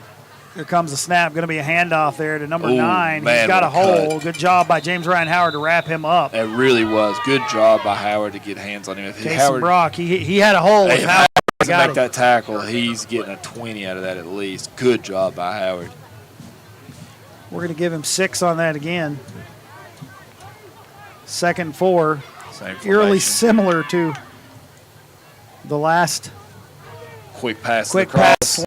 And a He's walk in. wide open. That's number 42, I believe, on that catch. That would be Brian Ford. Catches it right across the middle with a slant, quick and slant. just like that, I believe Pulaski that was County a- up 12-0. That was an RPO. That's a run pass option. He could have handed it off to Kaysen, but he chose to just pull up and just hit that slant. Great call by Anderson there. Tell you what, Kaysen Brock, to be a freshman, he sure does not run I'm like a telling you, freshman. man, Mr. Kentucky football candidate by the time he's a senior. And I tell you what, his running mate here, That young man that Anderson, just caught that slant. He's also he's a sophomore. This is a young team going for the extra point here. Another field goal. Kick is up. That one looks that was better. good from 40, That's good. I think. That was a good kick. And if any Pulaski listeners are listening in, I hope I'm not. When we come back, we'll talk about Well, ladies and gentlemen, with 1:43 to go here in the opening quarter, Pulaski County down top, score 13-0 on 105.1 WTUK. Are you facing legal challenges? Look no further than the RL Law Office in Harlan, Kentucky. Conveniently located at 101 South Main Street, Russell is your trusted advocate for all your legal needs. Again, whether you're dealing with criminal defense, car wrecks, personal injuries, domestics, probates, or just seeking Social Security disability benefits, Russell's expertise will guide you through every step of the process. Again, don't let legal troubles overwhelm you.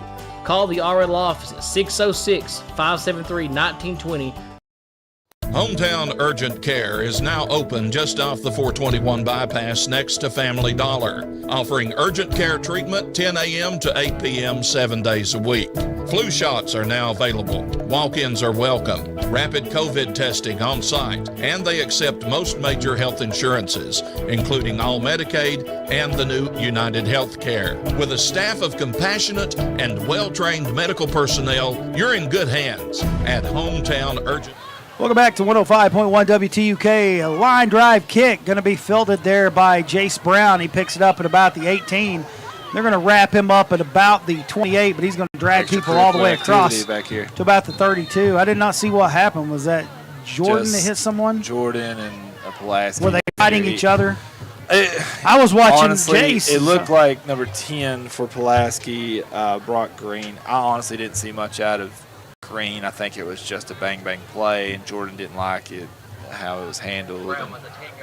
It's just high energy, high emotion right now. So it's either going to be offsetting or it's going to be against Harlan County here. We'll wait and see. I'm not sure.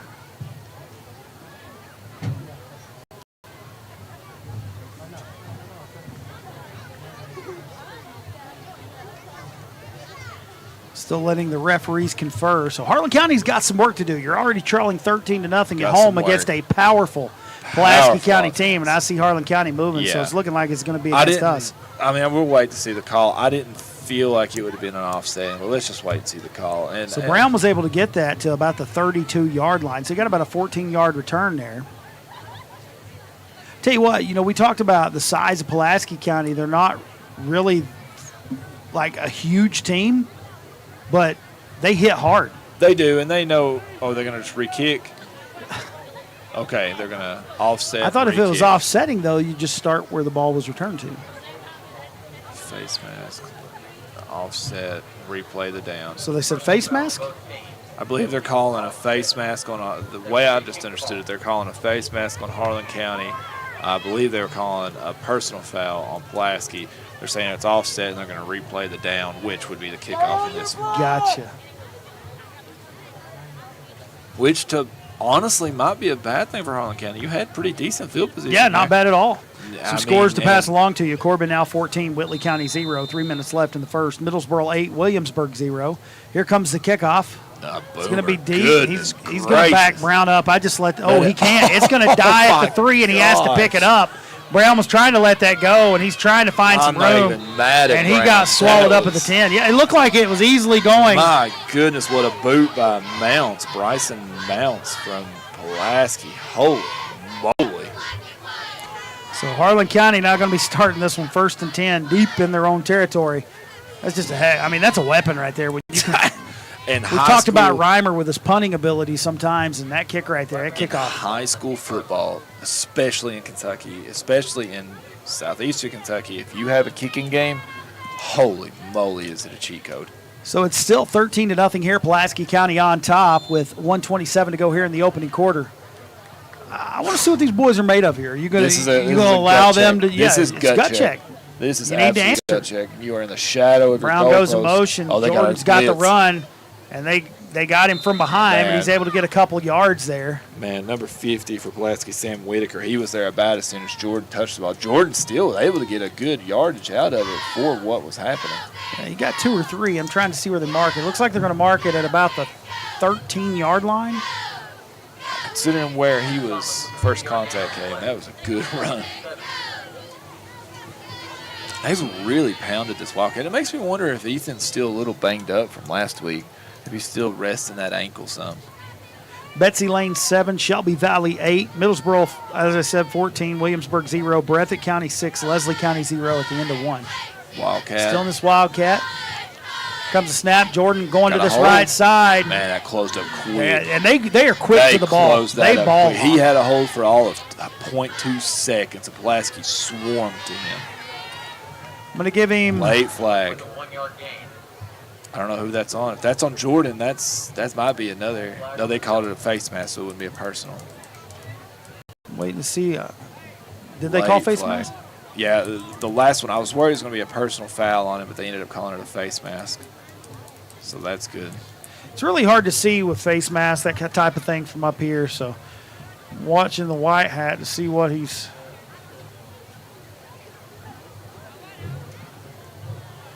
He's talking to another Pulaski County player. I can't tell if they're trying to calm him down. This is something we've seen a lot of this year that really is bothering me with these reffing crews. I think they've called good games overall, but I really wish they would convey. A lot of dead time, too. Yeah, you don't know what's going on. And they need to convey these penalties a little faster for us. Personal foul. Offsetting. So they're just saying offsetting personal fouls. So I think maybe they were just trying to Why are they walking this forward? He just said offsetting. Maybe that wasn't unnecessary roughness. No, that wouldn't be the motion for. I have no clue, man. I'll take it. First down. So Jordan had ran the ball for 2 yards.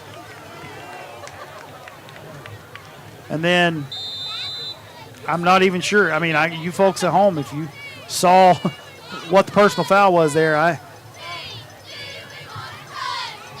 I couldn't really see from my vantage point. But anyway, it's going to be 1st and 10 now from the 30 for the Black Bears. They hit it to, I think, was that Brian Howard? I believe it was. I think we got an injured player. No, he's able to get out. I think he tripped. What happened is he was tripped over the pile. That was Brian Howard on the carry. He's going to get a gain of about 4.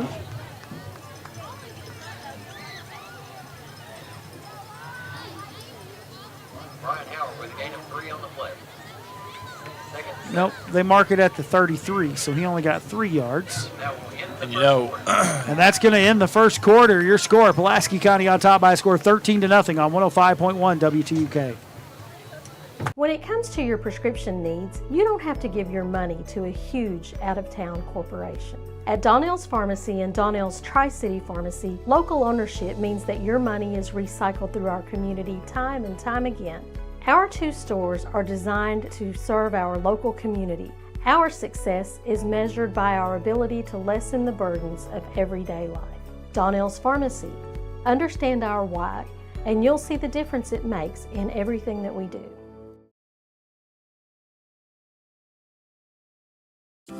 This is Katie with Clover Fork Clinic. We have been serving Harlan County for 53 years. Our staff of professionals have cared for generations of Harlan Countyans and can care for the entire family. Our team is accepting new patients and they are prepared to meet all your healthcare needs. Clover Fork Clinic is also providing all COVID-19 vaccinations and has same-day scheduling available. Call us today at 837-2108 or 573-1975. Clover Fork Clinic, serving you and your family since 1970.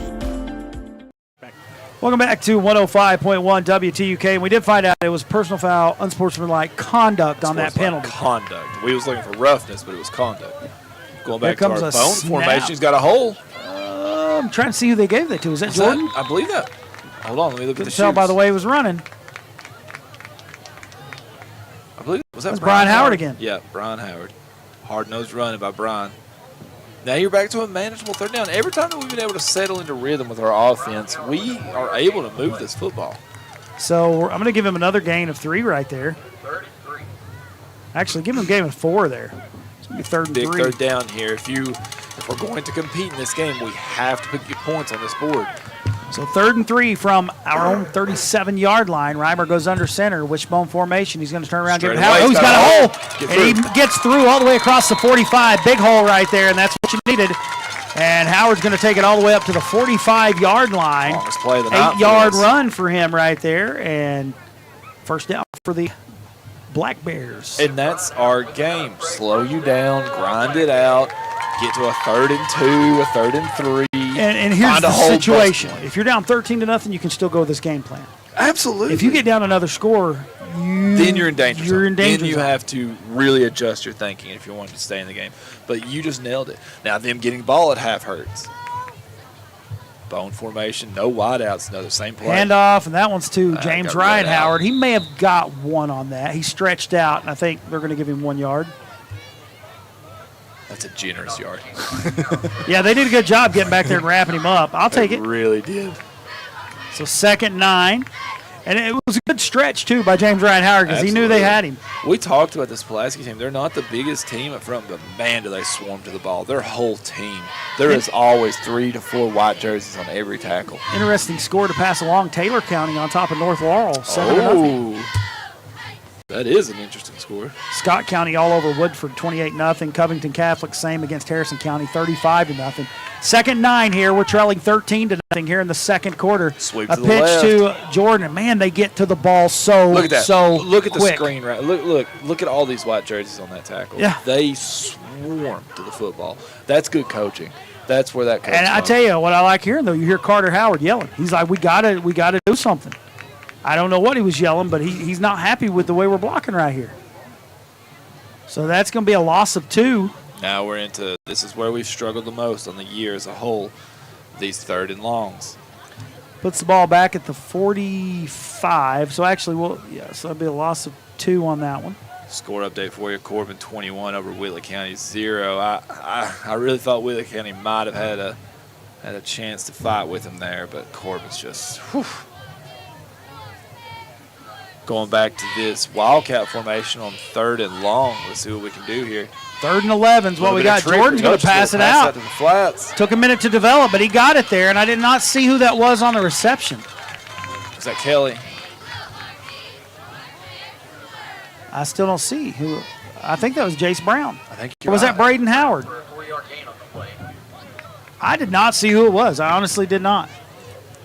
Looks like we're going to punt here.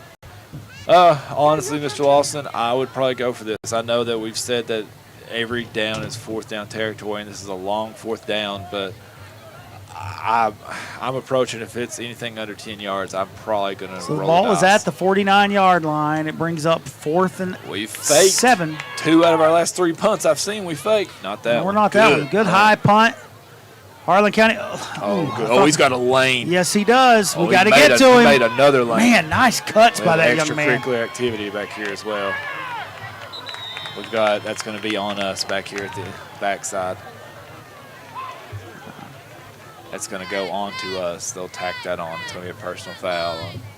It's going to be unfortunate. It's a good punt right there. It really was. Good job by that young man to. Honestly, I made a think lane we for caught a himself. break him cutting it up to the left. I He had an absolute avenue up the right side of the field. And not looking good here. We got someone down for the Black Bears there. So for this injury timeout, Harlan County trails 13-0 on 105.1 WTUK. The best Appalachian adventures are in Harlan County, Kentucky. Explore the Black Mountain Off-Road Adventure Park, fishing and boating at Martins Fork Lake, hiking and fishing at Kingdom Come State Park, and learn about our coal mining history at Portal 31's Underground Mine Tour. Enjoy a round of golf at Sleepy Hollow, the Harlan Country Club, or a nighttime round at the Lighted Lynch Country Club, and maybe catch a sighting of one of our many beautiful black bears. Find more adventures at harlancountytourism.com. Welcome back to 105.1 WTUK. It looks like maybe just a cramp. Carter Howard down there. So Harlan County trailing 13-0 against Pulaski. Nice return right there by that young man. Really that was number 30, I do believe, that returned that, wasn't it? Yeah, and then you Xander Simpson. tacked on a personal foul at the end, puts it a very good field position. I honestly, with Pulaski's offensive starting on this side of the offense, on this side of the 50, that's tough sledding, Mr. Lawson. So that personal foul is going to put him starting in Harlan County territory at the 43-yard line. 3 receivers to the right, 1 to the left, 1 back. Motion to the left, 42, looks like a tight end type motion. We got to get some pressure back there. Quick slant, he's got a lane. Oh, man, that was a lucky break for us. It really was. That was number 13 that's slanted across the middle. Man. Harris Denmeyer, and I thought he had it. If he'd have had it, he may have had a shot at the end zone right there because he had a lane. He had a crossing route, and he had a pathway. We called a good break there. It's going to bring up 2nd and 10 now. Man. And you know, he's a kid, 48 catches in the year for 743 yards. That's going to be a handoff to the running back. He's got a lane too, and he finally, I thought he was going to be brought down there, but he just keeps going, keeps digging. Takes it all the way down to about the 26-yard line. He runs a lot. This is going to be a bit of a callback. He runs a lot of how I remember Damian Harris, how he used to run, man. Just he'll tip.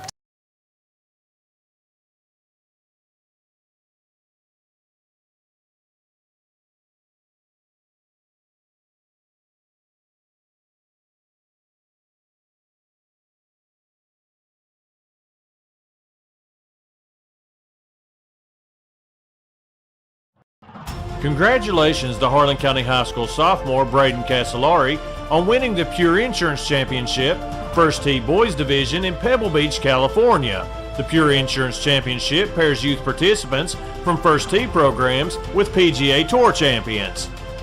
Congratulations to Harlan County High School basketball standout Trent Noah on his commitment to play basketball for the University of South Carolina Gamecocks.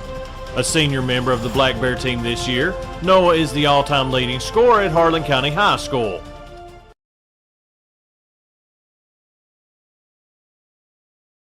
At Don's Super Saver, located on the Harlan Bypass, you can always guarantee 2 things: always fresh and always friendly. Check out some of this week's amazing deals. Lean meaty pork spare ribs, $1.79 a pound. Green bell peppers, 2 for $1. Fresh premium bananas, 50 cents a pound. Coke products, 24-pack of 12-ounce cans, $8.99. Be sure to check out the website for more amazing digital deals.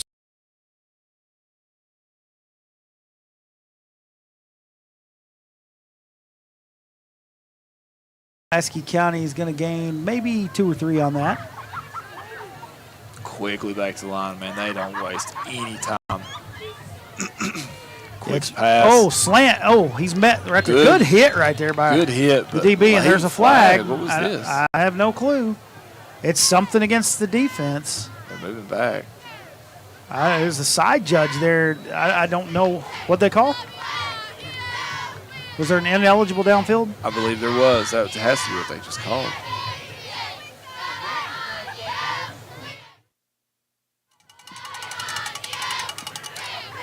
Still kind of figuring it out.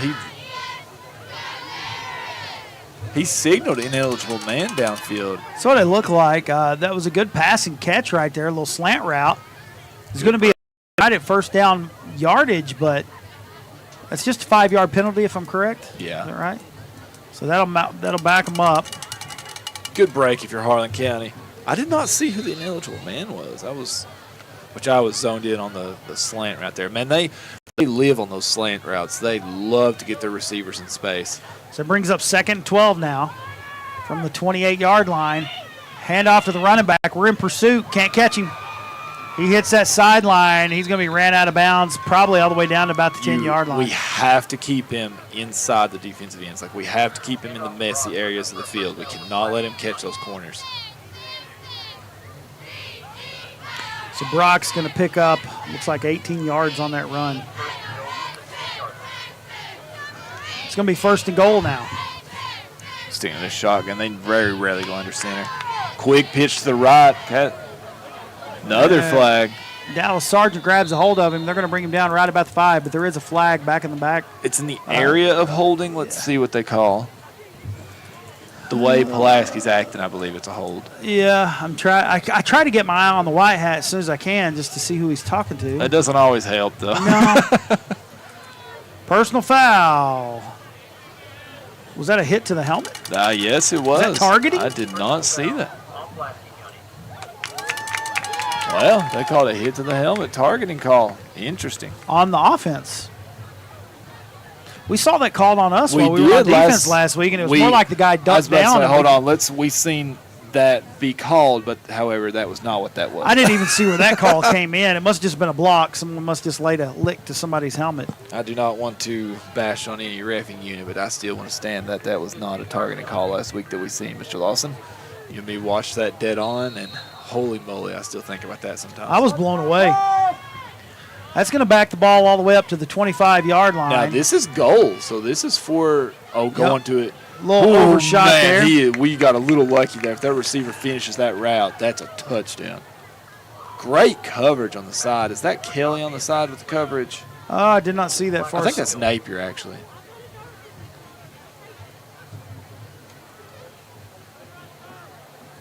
I'm trying to look over there. It looks like Napier and Kelly are over there. I'm not sure who had that man. There were 2 men in that vicinity. Now, an interesting little fact that I didn't catch till just a second ago, they're in goal right now. There's another flag. Oh, where did that one? I backed him back up to the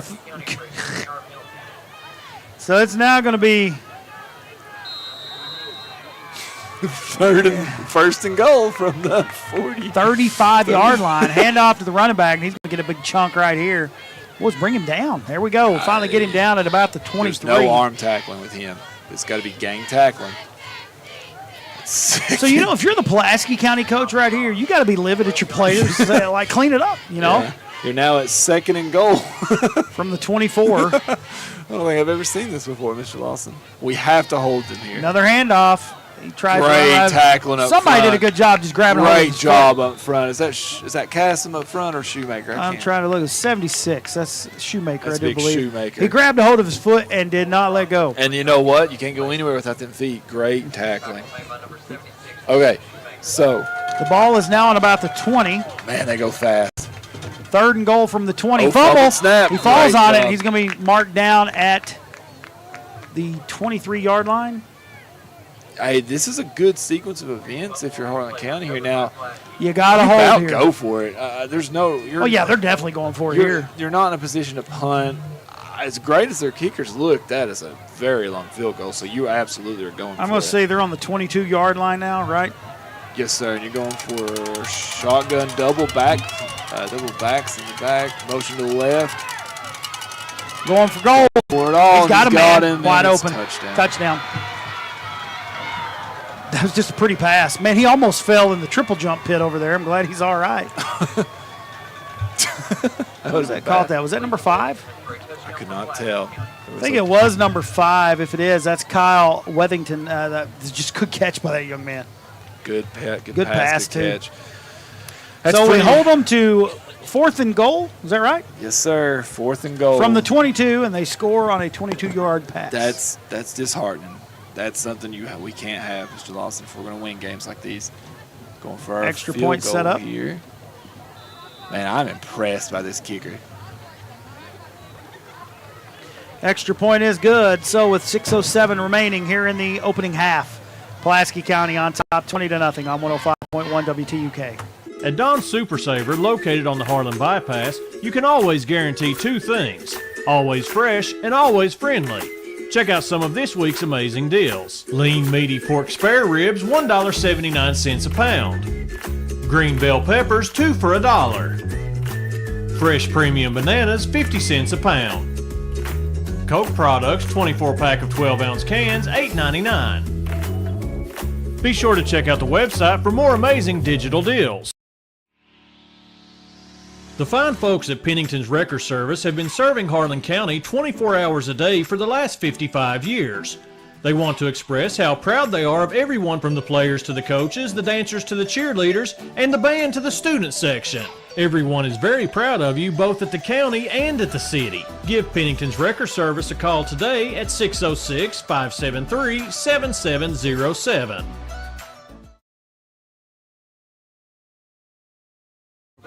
Welcome back to 105.1 WTUK, and on 4th and 22, Pulaski County scores again, making it 20-0.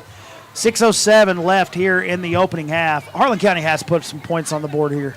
Yeah, they have to. Especially with Perry getting the ball at halftime, you're looking at a running clock if you let them score before half and then they get it back.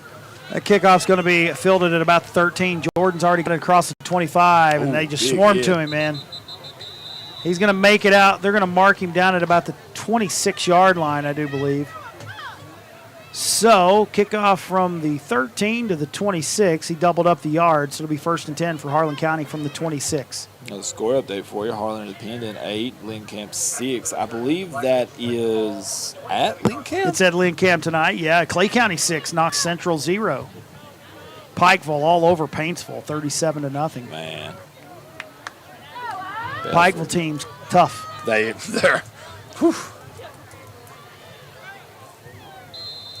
Harlan County coming out in our bone formation. I see Thomas Jordan, Sargent. I believe that's Brian Howard. Brian Howard up the They meet him right at the line. They're just going to pull him back. Lost the yard, Mr. Lawson. There was nowhere to go there for Brian. He went to hit the hole, and there was no hole. Calling it. Yeah, they're just going to call it dead at the line.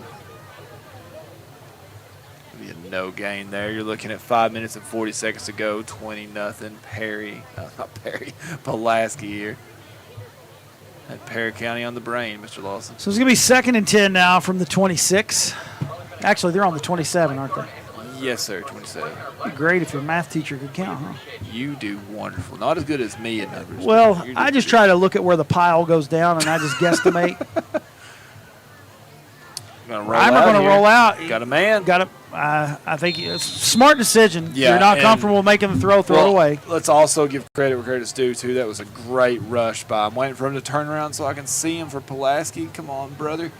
I see 40. Is that 45? 45 for Pulaski there. That would be Gunnar Lovelace. What a great name. I wish I had a cool name like that. It's now 3rd and 10 from the 27. My mom named me Josh. Like, that's just not fun. Actually, Joshua. Yeah, that's true. I mean, a biblical name, strong biblical name. Still in the huddle. They're breaking it. They've got about 13 seconds left on the play clock. Have to get up here. 5:14 to go here in the opening half. I'd be okay going right back to that same pass play. You had a man that just got blown up. Get a little bit of trickery. Pitch to Luke Kelly. Made a man miss, and he's got a little room. He's going to take it out. Good job by Kelly. Good job by the blockers up front, too. Man. Oh, we got a made flag one man in the miss. backfield. Oh, my God. Flag in the backfield. That's in the area of holding, too. Let's see. Yeah, Luke Kelly took it all the way out to.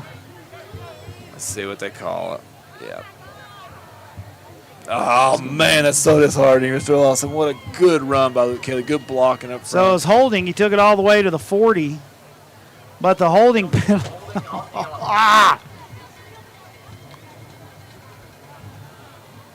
I'm trying to see where they're going to mark it. They're saying it happened right at the line of scrimmage. It's going to move the ball all the way back to the 17-yard line. And now you're looking at 3rd and 20. Man, that's so disheartening. And, you know, it's the same change of events that happened with Pulaski on a few possessions back where we went from them getting the fake punt and then the kickoffs. But We have to move on to the next play. And you get so excited. You see a big break right there, 13 yards, and then you see the laundry on the field, and you're like, oh, it just takes the wind out of the sails. It's just, it's so disheartening. But yeah, next play. We've had 2 good plays in a row here. That's going to be a false start. What are we talking the opener, Mr. Lawson? No mental mistakes. If you're going to beat a team with an offense like Pulaski, you have to have 0 mental mistakes.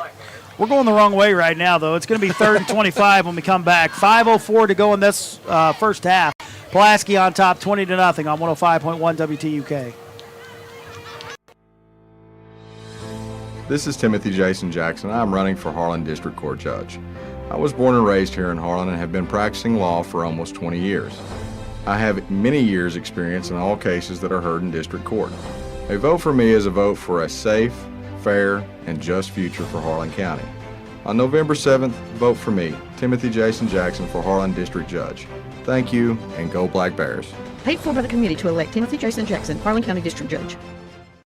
Hometown Urgent Care is now open just off the 421 bypass next to Family Dollar, offering urgent care treatment 10 a.m. to 8 p.m. 7 days a week. Flu shots are now available. Walk-ins are welcome. Rapid COVID testing on site, and they accept most major health insurances, including all Medicaid and the new United Healthcare. With a staff of compassionate and well-trained medical personnel, you're in good hands at Hometown Urgent Care. Welcome back to 105.1 WTUK. Even though they called false start, we're still, I don't know. Hannah, good cut by Thomas Jordan. Oh, way to meet him, He's going to get the ball all the way up to about the 25. Looks like a little extracurricular going on again. There's been a little bit of extras going on tonight from both sides, too. Good job to kind of clean it up there by the refs. All right, Mr. Lawson. They're going to punt, I do believe. Yeah, bring I mean, you have to here. You about have to. 20-0. The way your defense is played with them, I almost just pin my ears back and go for everything.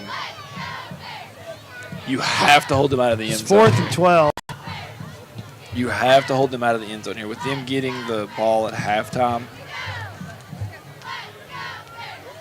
Corbin 28 now, Whitley County 0. Taylor County, North Laurel all tied up at 7 apiece.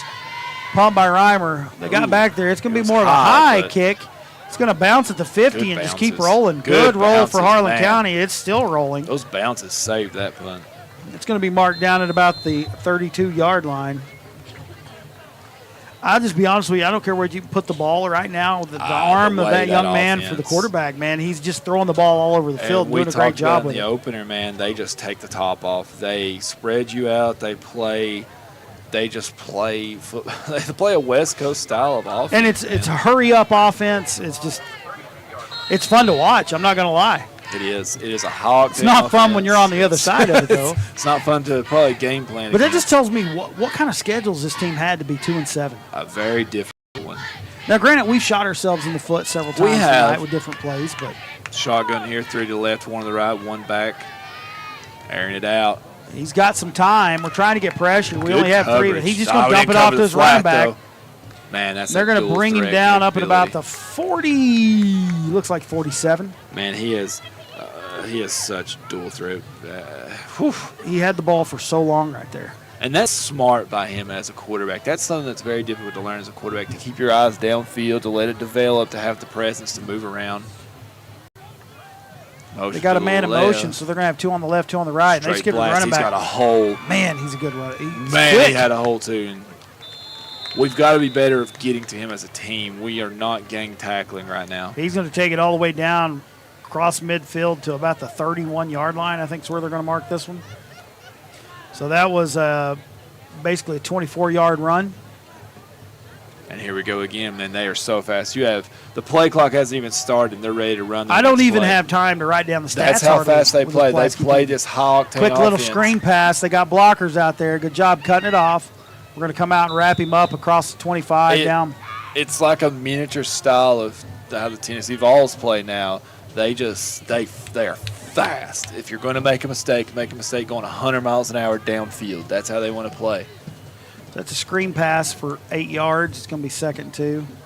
We have no backside safety on the left. We got lucky. That was a false start, Mr. Lawson. They had Yep. a tight end streak, and we had no backside safety help. That was a fortunate false start. But, hey, we'll take it.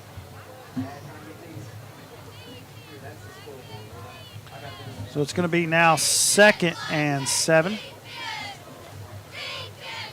3:06 to go here. Stealing the shotgun. In all my film I watched, I haven't seen him go into center once. Quick pass out here. Oh, good job. I think he Dallas. heard Dallas Sargent Good coming job there. by Dallas, man. He closed that gap. Great job to get hands on the receiver just to make it difficult for him. That's your overall goal in these coverages. You want to make it difficult. Make them make a big-time play. So now you're holding them to 3rd and 7. I'm not going to, hold my breath until we get the ball back because they scored on a 4th and 22 a minute ago. They're looking for the end zone here again. He's going to throw it deep. They're laying on top of our linemen. Did you know? You can do that. Yeah, I know, but and we're getting no pressure on the quarterback. They're pancake blocking. Yeah, just and they're doing a good job with it.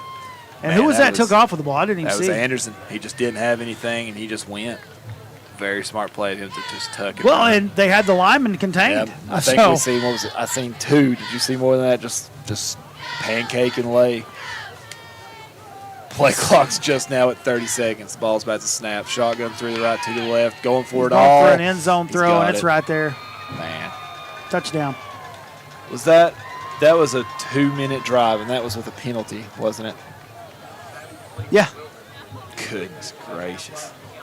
They are hawked in offense. I didn't even see where that was from, I don't think. Maybe about the 17-yard line.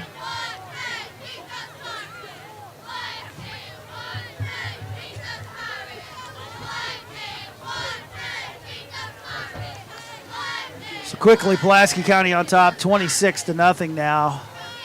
What started as a promising drive, everything went downhill after that. It really did, and let's get this extra point. Extra point is up.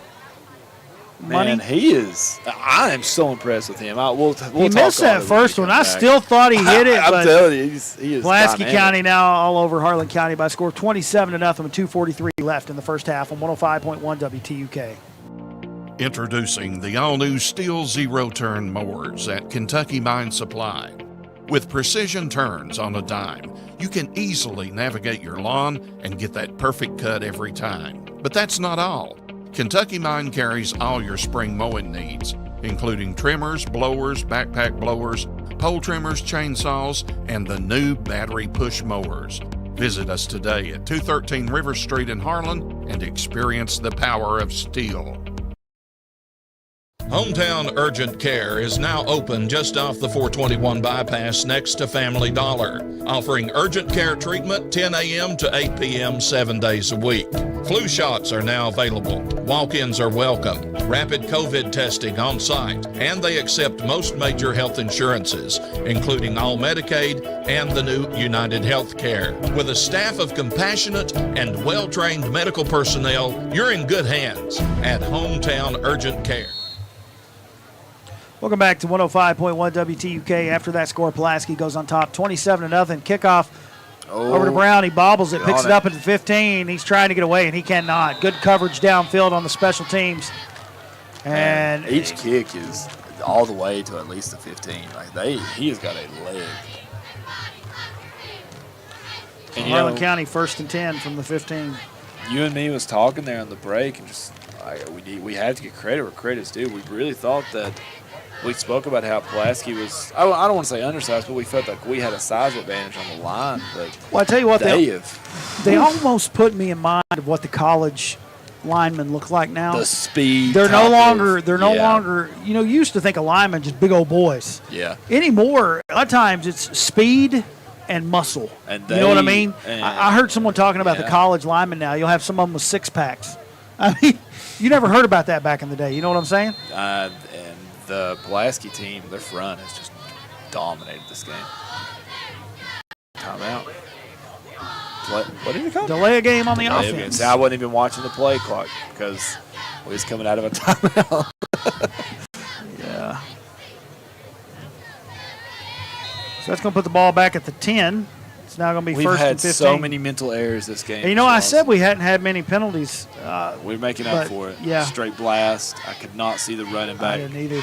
He's moving the pile, though. He is. I don't like that. Okay, there it goes. Is it Sargent running the ball? I think it was. Yes, it was. It was Dallas Sargent. Good run for him considering he got hit as soon as he touched the ball. Timeout, Harlan County.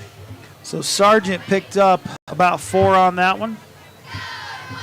That's going to make it 2nd and 11, but Harlan County calls a timeout. We'll take you back station for commercial break on 105.1 WTUK.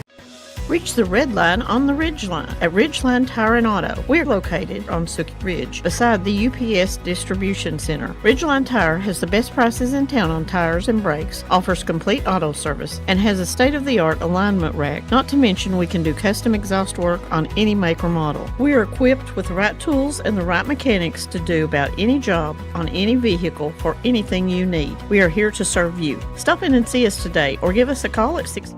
Introducing the all-new Steel Zero-Turn mowers at Kentucky Mine Supply.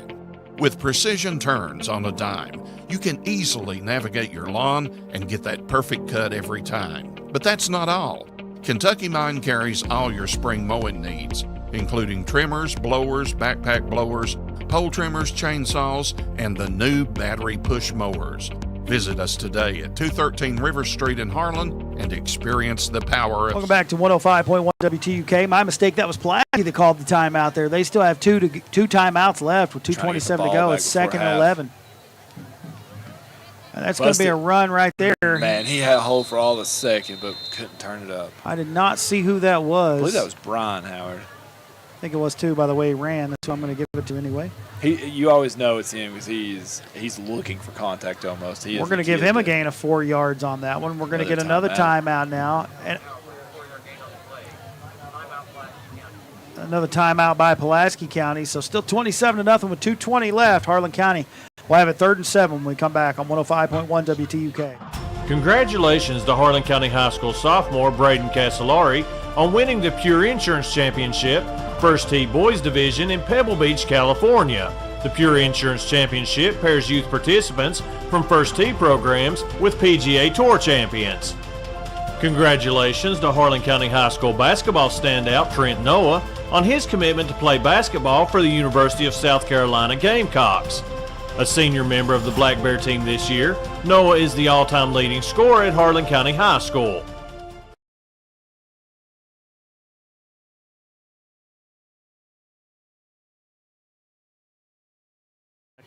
Welcome back to 105.1 WTUK. It's now 3rd and 7.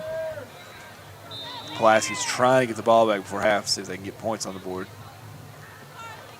Nowhere to go there. They just they plug the hole. And they're going to go ahead.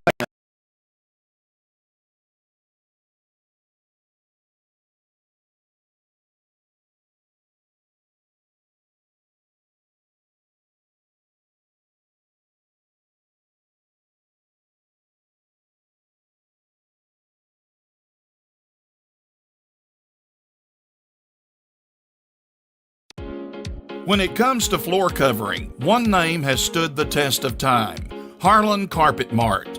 Harlan Carpet Mart continues to offer all types of floor covering, including residential and commercial, with professional installation and always free estimates. Located on US 119 at Baxter, open 8 to 5 Monday through Friday. Call today for your floor covering needs. 573-2563 or 573-3027.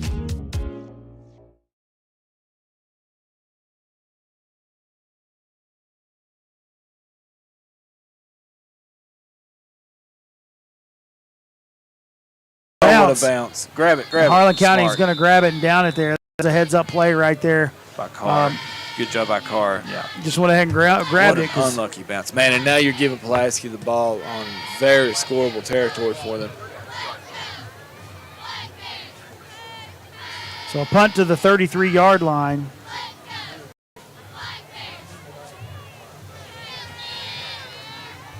It's going to be 1st and 10 for Pulaski. And this is an offense. And they've got 2:08 left, and they've scored in about under 2 minutes on every possession. They have had to burn all their timeouts, but with that said, they're an offense that they're an offense. They're an offense that can absolutely get that back in a heartbeat on the ground or the air. Motion to the left, 3 to the left, 1 to the right, shotgun formation. Anderson going to roll out. He's got to keep his eyes downfield. Good coverage. Man, that was his good receiver coverage. had to turn around there. He kind of got twisted. That really wasn't his fault. That was a good throw on the run right there by Anderson. Good coverage too, though. I like how good coverage by Harlan County. Anderson kept his eyes downfield, threw a bullet, just couldn't quite come down with it there. You had Brown and Napier back there, and Gage Bailey as well on the coverage. At halftime, you have Corbin 42 over Whitley County 0. Thought that'd been a closer game. To the right, Anderson's one to the left. rolling out now. Oh, he's got some pressure, and he loses his footing, and he's going to be tackled from behind by Carter Howard. Great job by Carter staying with the play. Good job by Anderson to get anything out of that. He ran 50 yards. He only got 3, but, I mean, that was a great job to get anything out of that. Good job by Carter Howard to stick with it, though. And they have no timeouts. So it's now 3rd and 7. And that's a big factor of this. You burned all 3 of your timeouts. They have a chance, so now you got to do something with it. Ball right at about the 30-yard line. Anderson, a little quick pitch out there to the running back. Oh, that was behind. That's a little live ball. It's still live. Harlan County trying to get on it, and I think we did. I believe we did. That is huge if you did. I'm pretty sure that was a live ball. That was a throw from behind. I think that was Dallas Sargent that covered it up. And they're talking it out. Looks like the referee is saying that he did jump on it. I feel like that's Harlan County football. Let's see what they call. I think so, too. I'm waiting to see as well. Wow. Garrett playing Tell Me Something Good. I like it. They call him Pulaski ball. I don't know. I thought Man, Dallas Sargent came up with a football. Dallas Sargent had that. They must have. So, regardless, it's going to be 4th and a mile. Is it a country mile, though? That's country and a city mile together. It's about 4th and 25 from my just looking at it, but I swear I thought we covered that up. Shotgun formation, 3 to the right. No receivers to the left. They're going to bring motion. They scored on a 4th and 22 early. No motion. And have a wheel route out of the backfield. Pressure. Oh, he missed his wheel route. He is going deep. He just throws it up. Knock it down. And we do. We knock it down. We missed we just got away with it because he had a wheel route out of the backfield standing open. So you know what? That's a break you need if you're Harlan And that's County. big right there because if they'd have scored there going into the half and went into the halftime with over a 30-point lead, getting the ball back at half, you don't know it. You're knocking on the door of a running clock if they score there. So it'll be Harlan County football from the 45-yard line. He just kind of threw that ball up trying to trust his receivers. Good job by Harlan County knocking it down. I'm glad we didn't pick that off. It's kind of hard not to, but how huge would it be if we could get a score here? Kind of like what South did against us last week. Just to give us a little life here going into halftime. It gives you that purpose of feeling like you're back in the game.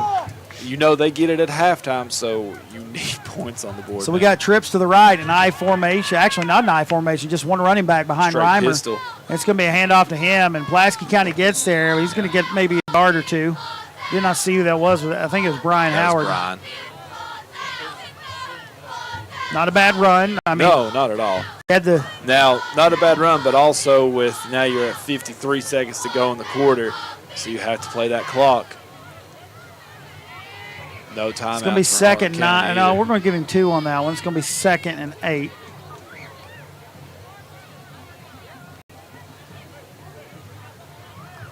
You got to take one shot at the end zone here, right? Oh, absolutely. I would take 4. So you got trips to the left now. You still got, I think, is it James Ryan Howard now behind him? Yeah, it is. You have play clock down to 25 seconds. You've burned so much time here. They hand it off to James Ryan Howard. He's going to gain a couple. I believe we're just going to take it to half here. I don't think we're going to try to air out any. Yeah, I think they're just taking it to half. Takes it to the 48. I'm going to give him 1 yard there. They might have enough time to get a play off. 7 seconds. 4, 2, 1. I thought he got it off. I don't think he. Oh, it's so close. And they saying he did not get it off, so we head to the locker rooms at halftime. Harlan County trails 27-0 to Pulaski County on 105.1 WTUK. When it comes to floor covering, one name has stood the test of time: Harlan Carpet Mart. Harlan Carpet Mart continues to offer all types of floor covering, including residential and commercial, with professional installation and always free estimates. Located on US 119 at Baxter, open 8 to 5 Monday through Friday. Call today for your floor covering needs. 573-2563 or 573-3027. This is Katie with Clover Fork Clinic. We have been serving Harlan County for 53 years. Our staff of professionals have cared for generations of Harlan Countyans and can care for the entire family. Our team is accepting new patients and they are prepared to meet all your healthcare needs. Clover Fork Clinic is also providing all COVID-19 vaccinations and has same-day scheduling available. Call us today at 837-2108 or 573-1975. Clover Fork Clinic, serving you and your family since 1970. The Harlan County Public Schools students and staff are doing great things. Congratulations to the following: Ples Dean and Shania Middleton Entrepreneurial Leadership Institute, Eagle Scouts Nathan Slusher, Michael Harris, and Caleb Rose, Jacob Shoemaker, a Kentucky Governor's Scholar, Claire Sawyers, the Hugh O'Brien Youth Leadership Ambassador, Center for Rural Development Rogers Explorers Drew. Welcome back to 105.1 WTUK, and here at the half, the Harlan County High School dance team has taken the field. So we're going to let you enjoy that here during the half.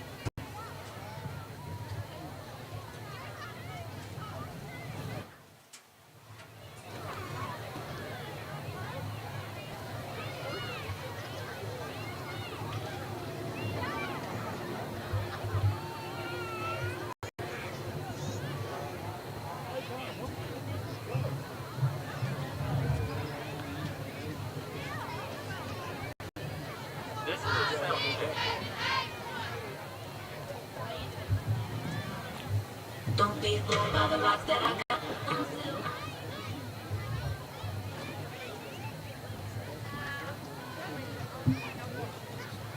Don't be fooled by the rocks that I got. I'm still chilling. Don't be fooled by the rocks that I got. I'm still chilling from the block. Have a little, now I have a lot. No matter where I go, I know where I came from. Take it down, baby, baby, take it down. Take it down, baby, baby, take it down. See a girl, let me see you, fella just like you. Baby, turn around, baby, baby, turn around.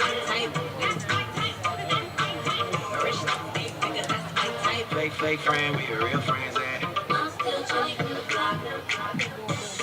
She a real bad bitch, got her own money. She don't need no nigga on the dance floor. She had 2-3 drinks, then she smoking. She throw it out and come back in. That's my best friend, and your nigga like this rolling. Girl, I think I put it going. Get up in the mirror, hit the outfit. Best friend, do my motherfucking show me.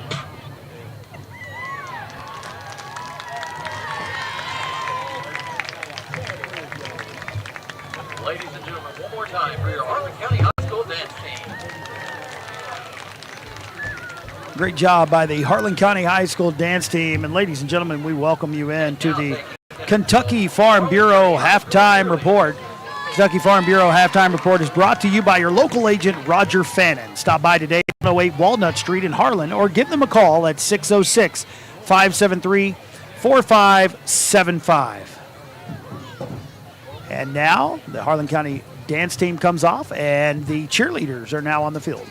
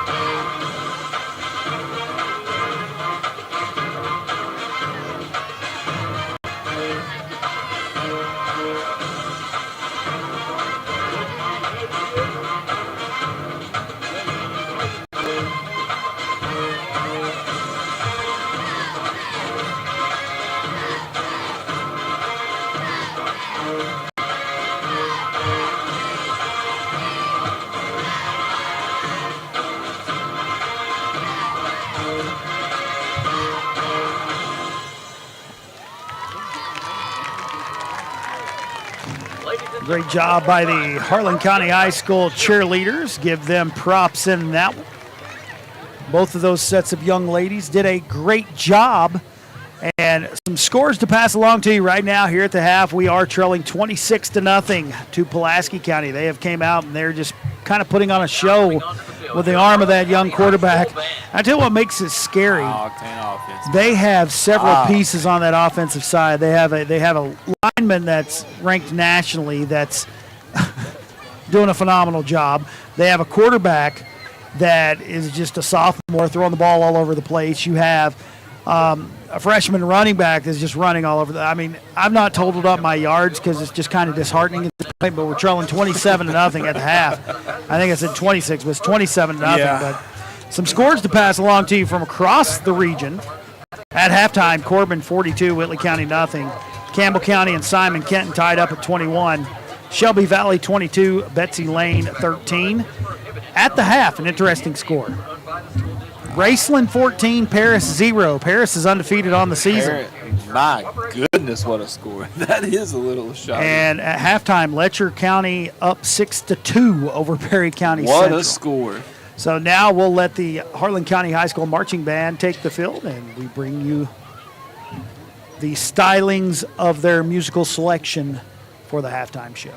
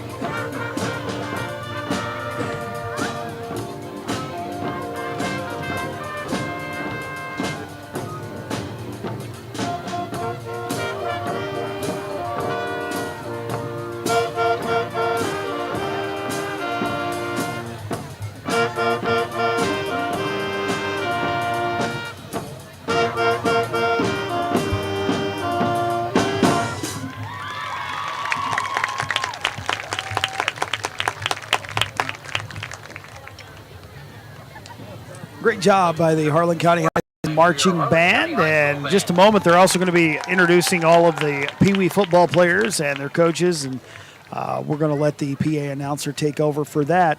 Some quick stats to pass along to you here at the halftime report as well.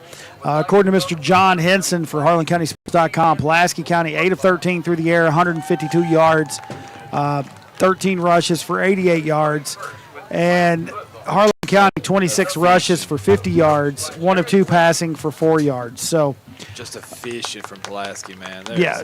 Goodness gracious. And I was talking to Mr. Henson. He said, I've had a hard time totaling it up because their offense rolls so fast. They already have all of their plays ready as soon as they get up there. It's just that hurry-up West Coast style offense, and it just makes things very, very hard. So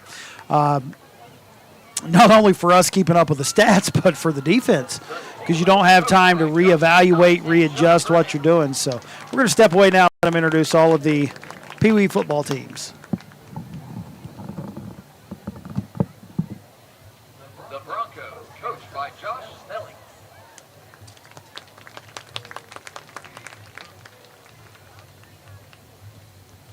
The Eagles, coached by Michael Belcher and Derek Sage.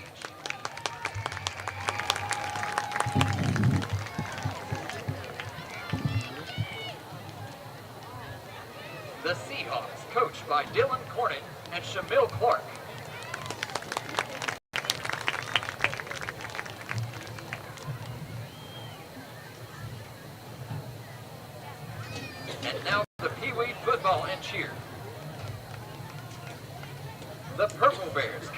Scott Listenby, Dustin Shackelford, and Chris Bruce.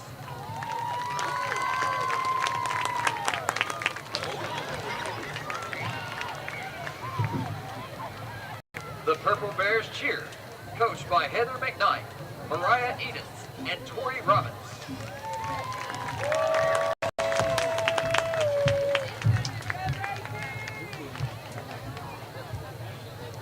The Silver Bears, coached by Jack Maggard, Harvey Ford, Jason Capps, and Garrett Taylor.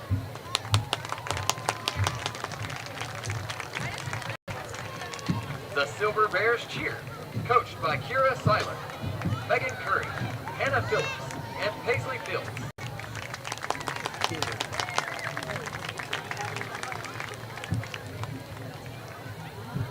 The Black Bears, coached by Anthony Nolan, Jake Spurlock, Sean Ely, and Berlin Hockham.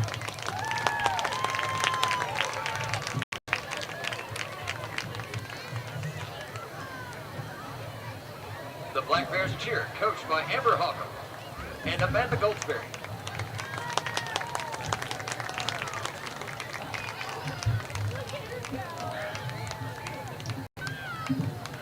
The Maroon Bears, coached by Randy Server, Scott Sherman, and Tanner Cobb. The Maroon Bears cheer, coached by Lauren Godby and Lexi Sargent.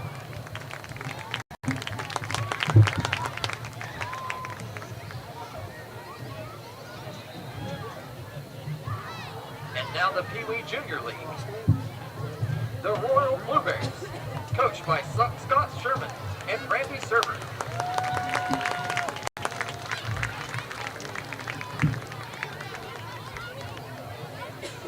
The White Bears, coached by Teddy Green, Brian Owens, Michael Belcher, and Derek Sage.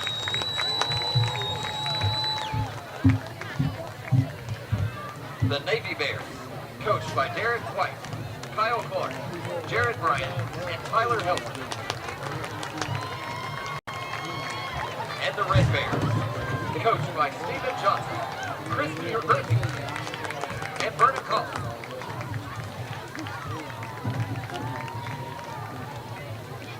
And finally, the Peewee Football Commissioner, Philip Dozier.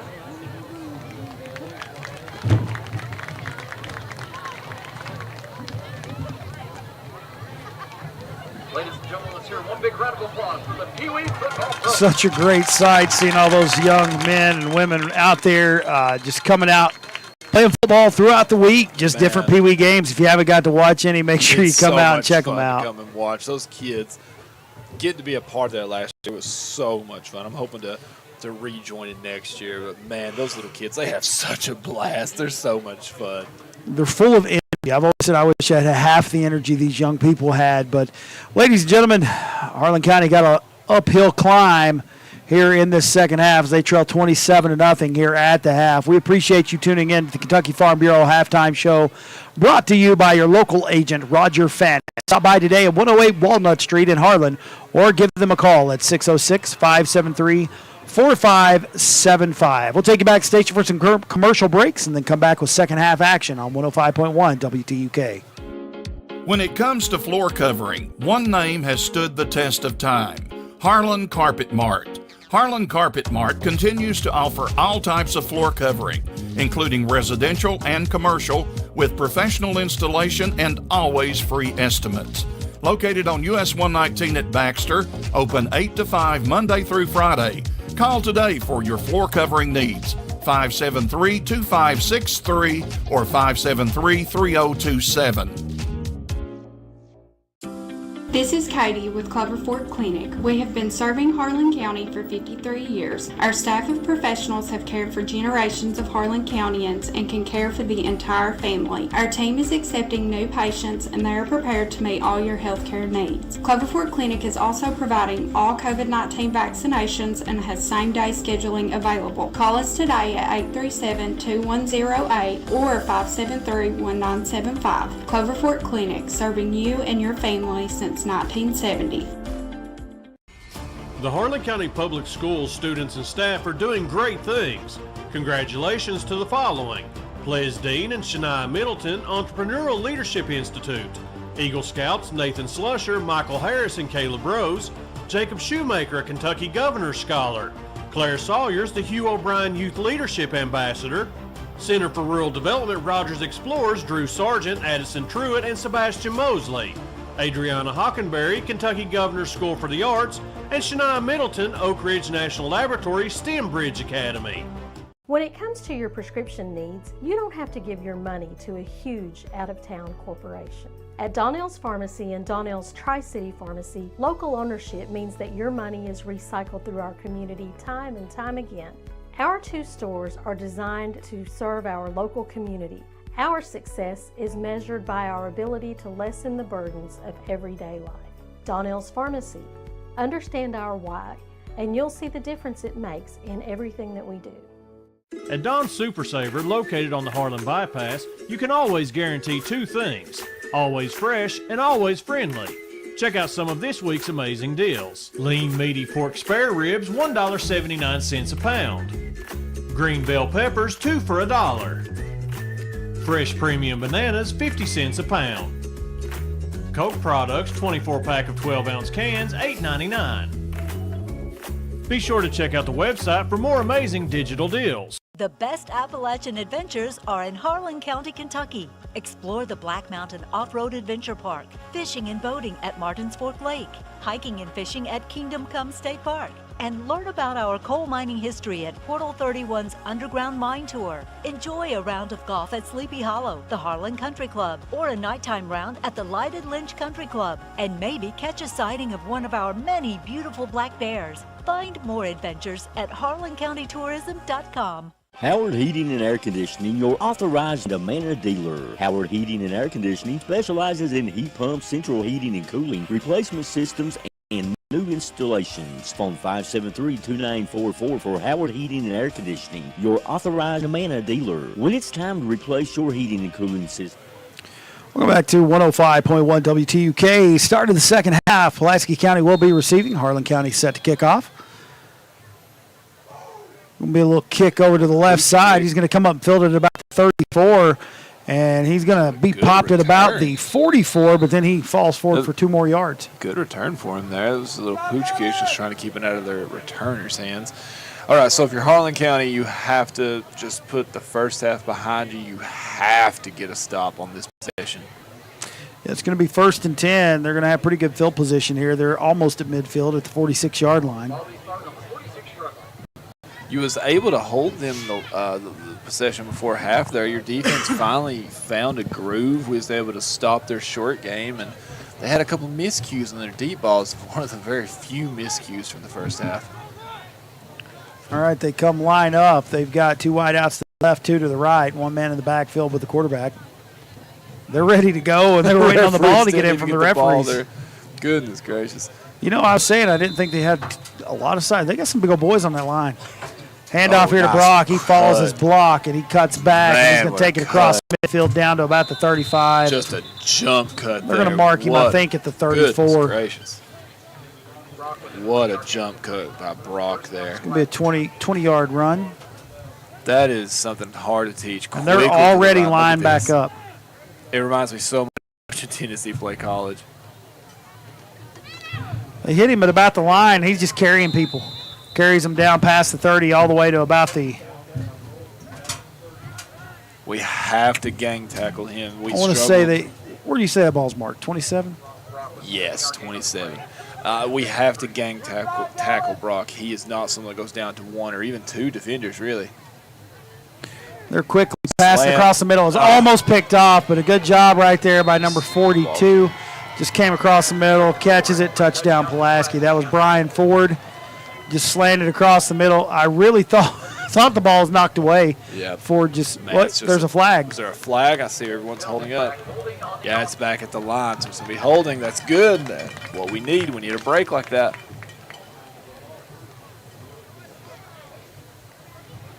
That'll back them up 10 yards from the line, so should take the ball back to the 37-yard line, bring up 2nd and 13. That's a huge break. Yeah, that goes from a touchdown to a 5-yard loss. That is a huge play.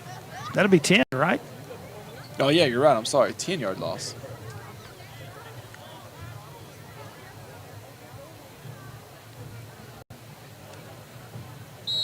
All right, so 2nd and 13 from the 37.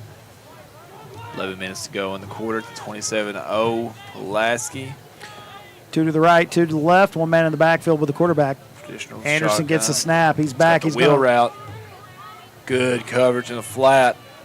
Gosh, got to bring him down, though. get over there and finally bring him down at about the 30. Sargent had a beat on him on the flat, but just still got a good gain out of it.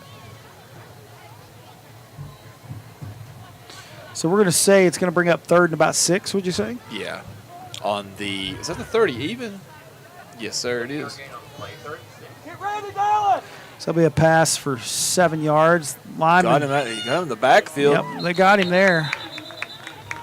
Now, if you're Pulaski with the way they play offense, you're just going to this is you're this going is for this. routine for this. They're just going to continue with this offensive flow they're in. So there's a 3-yard gain by Brock there, and it's now 4th and 3. He's got a running back both when they call us off sides. It causes a jump. Encroachment, so we gave him the first down there. And that's what did we talk about, mental errors. We have plagued ourselves with just mental miscues this game. This is a team in Pulaski with the way that they move the ball on offense. You cannot have mental miscues. It's going to be 1st and 10 now for the Maroons. It's going to be a handoff, and Brock's still carrying people. Good run by him, brought down by Carter Howard. Good job going after his legs, Dallas. Pretty sure that was Brock, right? Ran like Brock. Yep. Yeah, it was. Honestly, I don't think any of the running backs had a touch tonight unless I'm miscalling that. 9-yard pickup. It's now going to be There's that pass slant. across the middle. Good job getting there. Coverage. That was Still got a good Napier catch. got there. He's going to be a pass down to the 5. Man, that was a good catch. Yeah, he held on to it. He took a lick from Napier. Napier was all over it. That was good coverage. It's just a wonderful grab. It's now 1st and goal from the 5. I tell you what, man, they move so fast I can't hardly keep up. It's difficult. Going to be a handoff to Inside Brock. handoff, he's going to take it on in there as they pull him on into the end zone, tackling him. So Pulaski strikes quick. Not as quick as they would have.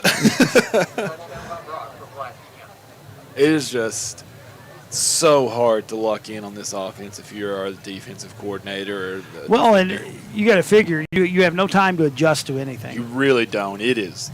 You have to be on your toes. It is difficult. Extra point here.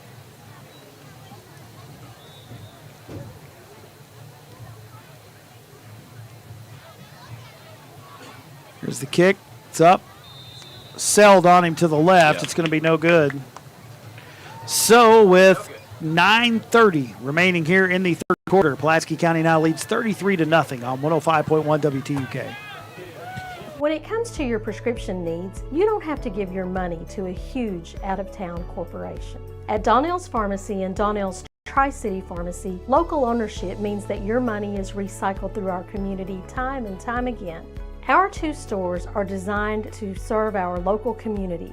Our success is measured by our ability to lessen the burdens of everyday life. Donnell's Pharmacy. Understand our why, and you'll see the difference it makes in everything that we do. Howard Heating and Air Conditioning, your authorized Amana dealer. Howard Heating and Air Conditioning specializes in heat pumps, central heating and cooling, replacement systems, and new installations. Phone 573-2944 for Howard Heating and Air Conditioning, your authorized Amana dealer. When it's time to replace your heating and cooling system, remember Howard Heating and Cooling, 573-2944. Building or remodeling, Howard Heating and Air Conditioning, 573-2944, your authorized Amana dealer.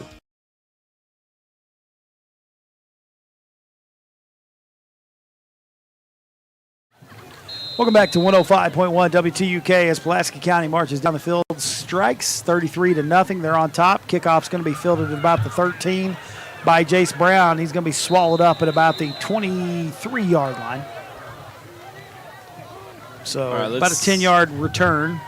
So we're not going back to the Wildcat. I see Ethan coming in with the play here. I'd like to see if we kind of go to our it seems like whenever we get down like this, we kind of go to our trickery type plays, kind of try to air it out. Let's see if we stick to that same game plan that we have been running to this point. A couple other scores. I'm sorry, I didn't mean to interrupt you. Go ahead. No, you go on. A couple other scores to pass along to you. Halftime, Knox Central 16, Clay County 6. Harlan 16, Lynn Camp 12, Corbin 49, Whitley County 0. Scott County a finals 36-0 over Woodard County. I really thought Whitley was going to give a better game than that. I really did too, especially after the way Letcher Central played them. Pass was high. It was tipped there by Kelly. Oof, Kelly took a hit. He did. I mean, that was totally legal because he got his hand on it, so absolutely. incomplete pass. Yeah, great play by the defender. Just took a hit right to the ribs. Ball is marked on the 25, not the 23. My bad on that one. So incomplete pass to begin this drive. I mean, you got no choice but to pass at this point. I mean, the way we move the ball, the way we operate, I'd still be shocked if we turn the ball completely loose with passing. Which, I mean, I say that, and we're coming out with trips to the left in our pistol formation. Let's see what we go with. Botch snap. Something happened there. It's like it was a delayed snap start, almost. I believe. Yep. Honestly, that might have been a blessing in disguise because that was going to be a botched snap. Like that was going to be a fumble. Into the third, Boyle County all over Lincoln County, 55-7. Into third, Rockcastle 35, McCreary County 12. Still 33-0 here. Pulaski County on top. 9 minutes, 19 seconds to go in the third here. Reimer heads back to the huddle. If you do not score here in your Harlan County and Pulaski scores one more time, you are in a running clock for the rest of the game. So trips to the left. You got one man in the backfield behind Reimer. Fake handoff. He's rolling out. He's going to try to hit Howard with it, but it just sells up and over.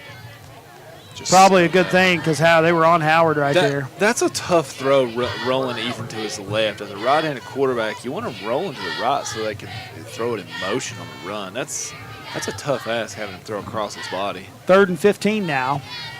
Another score, Breathitt County 28, Leslie County 7. Got to give a shout-out again to Miss Paula Susan Hall, keeping us up to date on all scores. Thank you, Aunt Susan. You're awesome. We love you. She's already told me she may be letting me borrow her Bigfoot costume that she used to scare you. Mr. Lawson. For Halloween. She tried to scare me once, and she ended up falling down her heel. I'm telling you what, though, when she goes for a prank, she goes all out. It was the funniest video I think I've ever seen in my entire life. It was Trips pretty to the great. Left, pistol formation. They hand off that time. Is that Brian Howard? Yes, sir. He's going to take it up across the 25 to about the 27s where it looks like they're going to mark it. Formation. They're just going to kick it. So now, let's see if we pull a fake here. I wouldn't be shocked to see us run a fake. As crazy as it is, we've been really effective with our fake punts. We had a botched one earlier this game, but outside of that, every time we faked, we had a 7-yard run by Brian Howard on that last play. So we are set up to punt. 8 minutes, 40 seconds to go. 33-0. Pulaski. Now Pulaski County scores again. It will be a running clock from here on out. Oh, man, they almost got to that. They almost got to it. Good punt. Going to be a fair catch at about the 43-yard line. I'm actually shocked they called fair catch. Yeah, he had room. So it'll be Pulaski County ball starting this drive from their own 43-yard line. 43.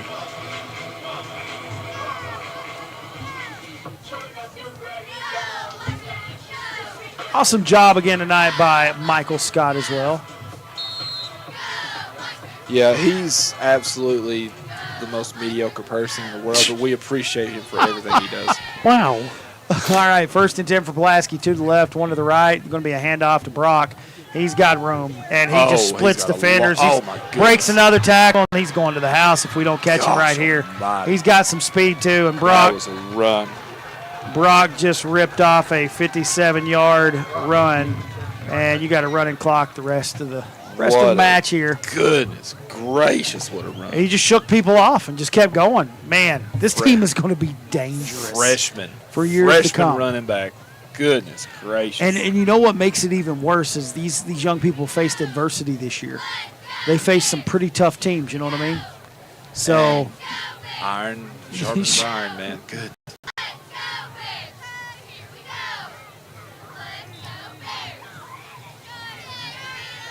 extra point. Kick is up. It's good. I swear, almost all of them look good to me. The two that sailed on them, I thought they were in too. Now the score is now 40-0. Pulaski County is on top. It should be a running clock the rest of the way. I've not seen any indication yet from the referees, but we'll take you backstage for commercial break on 105.1 WTUK. Hey, it's Travis with SKCTC Adult Education. Are you tired of where you are in life? Would you like a change? We have several programs to help with that. From GED programs to transitioning into college and even gaining your degree, we're here to help. We're located on the Cumberland and Harlan campus of Southeast Community and Technical College, and we'd love to speak with you about your new career. Stop by or give us a call at 606-589-3210. We look forward to speaking with you. Since 1962, Harlan and surrounding areas have come to appreciate the hometown services offered at Southern Wholesale. Offering everything from paint, plumbing, flooring, electrical, appliances, hardware, lumber, tools, and everything in between. You don't have to drive out of town for your home improvement needs. Southern Wholesale has it all at 2 locations to serve you, located in Harlan and Cumberland. Give them a call today at 573-4915 in Harlan and 589-5111 in Cumberland. Welcome back to 105.1 WTUK, and Brock takes it 57 yards to the house for a touchdown. It's now 40-0. Clock is running. 7:05 to go here in the third quarter.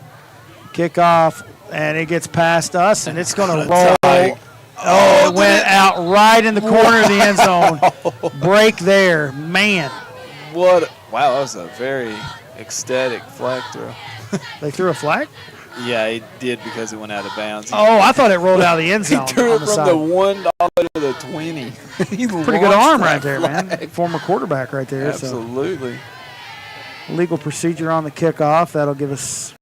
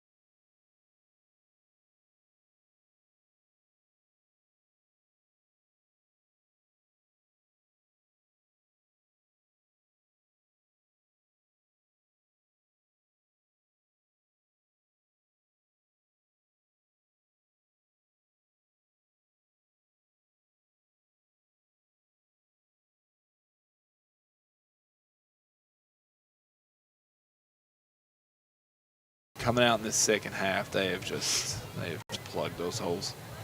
2nd and 10 now. Clock still running. 5 minutes and 5 seconds.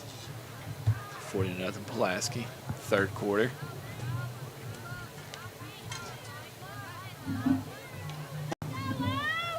Same formation as before. 3 to the left, 1 to the right. Gonna look to throw here. He's got a man. Oh, man. And he almost had that. That was is it Kelly or Brown that went up for that one? Brown, I do believe. Almost had it. He got up right there to try to get that. Got up to go after it. Just couldn't quite come down with it. Good coverage in the secondary from Pulaski. 3rd and 10 now for Harlan County.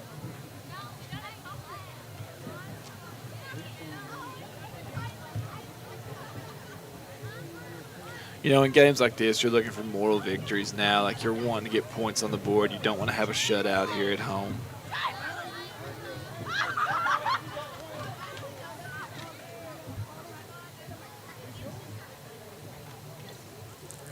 Little screen pass to Carter Howard. Good coverage by Pulaski. Gang tackling all night long, man. I tell you what, there's so many white jerseys to the football. And that's just really a credit to their coaching. They are just everywhere. They swarm to the football. So Carter Howard going to get about 4 yards on that reception. Going to punt. Make it 4th and 6.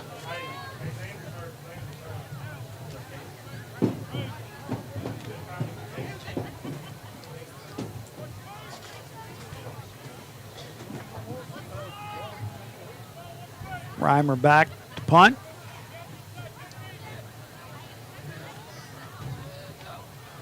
.316 to go here. Gets the puff. They almost got to it again. This punt's going to be hits about the 38 and going to take a Harlan County bounce all the way down to about the 26-yard line. I did too. It's a good job by Reimer to get it off.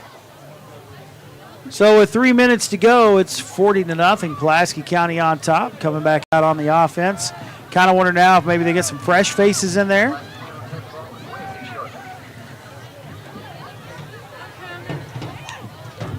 It does look like Pulaski's on. Well, hold on. Let's wait till they break. No, yeah, I still see Anderson.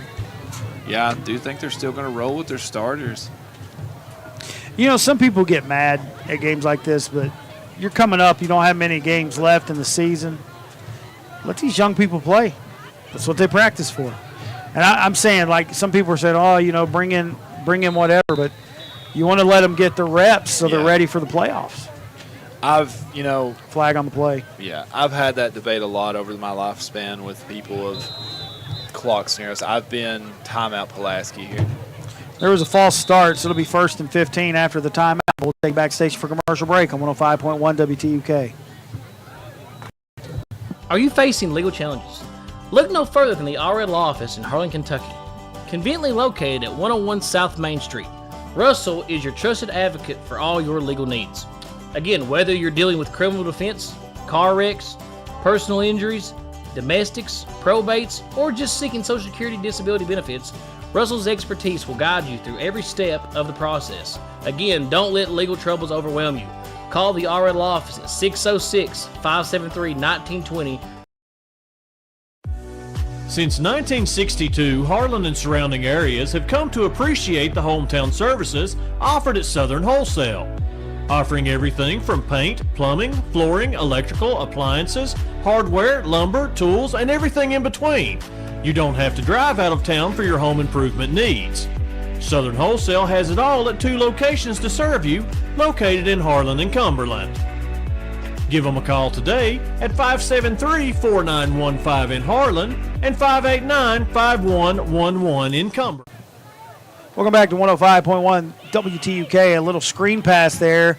They're going to finally bring him down at about the 30-yard line. Do believe it is going to bring up about a 2nd and 2 maybe. Going to see where they mark him out. You know, do believe that was their leading receiver on the year, Harris Denmeyer. I hope I'm pronouncing that. Actually, it's going to be 2nd and 5. They mark it at the 21. Is that right? No, 31. Sorry. 31, yeah. Up the middle, Brock. Goodness. Ooh. Brock just man, he runs so hard. Lowers and she gets under his pads, man. And, you know, we was talking out there before we went to break 5 times because Pulaski snaps is so fast. People, you know, they get upset when people continue to play their starters. I've been on the receiving end of these beatdowns, and I just feel once you're in high school, it's all about reps and preparing for future endeavors and future games. I don't see any disrespect from it. Another little screen pass there. The receivers, I got to give them props too. They do a good job blocking. Very well done. The best teams we've seen this year, that's a reoccurring theme.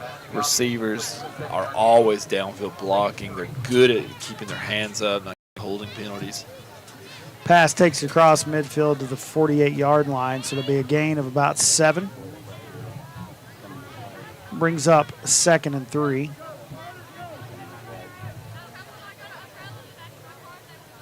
Another run by Brock. He got a hole.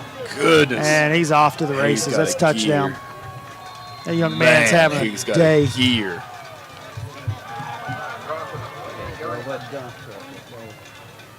So that'll be a 48-yard touchdown for Brock, and that extends the lead 46-0.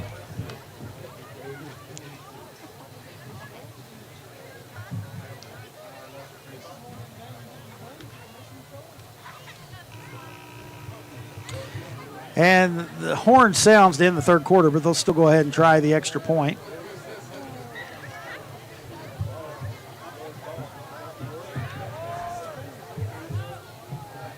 Yeah. Still going to get the extra point try here. I thought that was going to wave, but this is the right plan. Extra point is up and good, and with I'm that kick, impressed with him. it is a 47-0 lead for Pulaski. We'll take you backstage for commercial break on 105.1 WTUK. Howard Heating and Air Conditioning, your authorized Amana dealer. Howard Heating and Air Conditioning specializes in heat pumps, central heating and cooling, replacement systems, and new installations. Phone 573-2944 for Howard Heating and Air Conditioning, your authorized Amana dealer. When it's time to replace your heating and cooling system, remember Howard Heating and Cooling, 573-2944. Building or remodeling, Howard Heating and Air Conditioning, 573-2944, your authorized Amana dealer. This is Timothy Jason Jackson. I'm running for Harlan District Court Judge. I was born and raised here in Harlan and have been practicing law for almost 20 years. I have many years' experience in all cases that are heard in district court. A vote for me is a vote for a safe, fair, and just future for Harlan County. On November 7th, vote for me, Timothy Jason Jackson, for Harlan District Judge. Thank you, and go Black Bears. Paid for by the committee to elect Timothy Jason Jackson, Harlan County District Judge. Welcome back to 105.1 WTUK. Pulaski County set to kick off again. I bet the kicker's legs getting tired. It's now 47-0. We're heading to the fourth quarter. Still a running clock. I was actually shocked that they didn't sub in just to keep someone from getting hurt in that possession. That's not Jace Brown. That's Luke Kelly on that return. He's going to bring it out to the 30-yard line. Not a bad return. That's the pushback to the argument of, keep your starters in, get reps, get, experience is what if somebody gets hurt? Well, the thing is, though, a lot of your starters are young, too. You know what I mean? Yeah. Like, the quarterback's young. A sophomore. Very young. You got a freshman running back. I mean, you have if you're a Pulaski fan, faithful alumni, you've got a squad coming up. I do believe Harlan County has made some substitutions. It looks like we got some fresh jerseys in there. I see. Trying to look and see who all's in. Looks like Shamar Carr, James Ryan Howard in the backfield. That's number 13 back there, quarterback. Oh, watch that. Better get on it. Drilled trying to pick it up, and number 45 is going to pick it up for Pulaski County, and he's going to score. Pick and score. That was Gunnar Lovelace that picked that up and just took it in for there he is again, 6 that name. more. I love it. Trying to see who that was in at quarterback. For us, that would have been. I don't have a number 13 on my roster. Have a 13 on my Makes roster. me wonder if it's Gunnar Burkhart, sophomore. Very well may be because he had to sit out a few games. He was injured. Maybe got him a jersey late. I'm not for sure. That may have been Gunnar. I know he QB'd some, so not sure who that was back there. But the scoop and score in Pulaski County now goes on top 53-0. Just happy I get to see this young man kick again.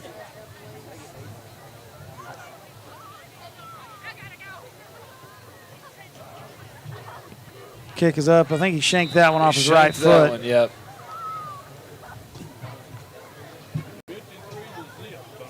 Well, with 10:05 remaining in the fourth quarter and clock still ticking, we'll take you backstage for a commercial break. Pulaski County on top big, 53-0 on 105.1 WTUK. The best Appalachian adventures are in Harlan County, Kentucky. Explore the Black Mountain Off-Road Adventure Park, fishing and boating at Martins Fork Lake, hiking and fishing at Kingdom Come State Park, and learn about our coal mining history at Portal 31's Underground Mine Tour. Enjoy a round of golf at Sleepy Hollow, the Harlan Country Club, or a nighttime round at the Lighted Lynch Country Club, and maybe catch a sighting of one of our many beautiful black bears. Find more adventures at harlancountytourism.com. Congratulations to Harlan County High School sophomore Braden Casolari on winning the Pure Insurance Championship First Tee Boys Division in Pebble Beach, California. The Pure Insurance Championship pairs youth participants from First Tee programs with PGA Tour champions. Congratulations to Harlan County High School basketball standout Trent Noah on his commitment to play basketball for the University of South Carolina Gamecocks. A senior member of the Black Bear team this year, Noah is the all-time leading scorer at Harlan County High School. Welcome back to 105.1 WTUK. Kickoff deep. Ooh. On the 9. At the 9-yard line. It's Luke Kelly bringing it back. Good job man, getting something out of that. They just tell you what, I will say this. Pulaski County, they do not stop. They're not letting up. They play fast. You can tell it's just in their makeup how they want to play. They are just fast. And you can't fault a team for that. You know what I'm saying? They got one gear, and it's like fifth gear. Ball was returned from the 9 to about the 21-22. I'm trying to see where he's got it on the 22.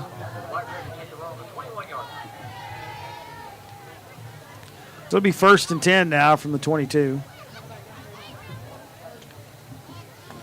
Oh. Trying to see.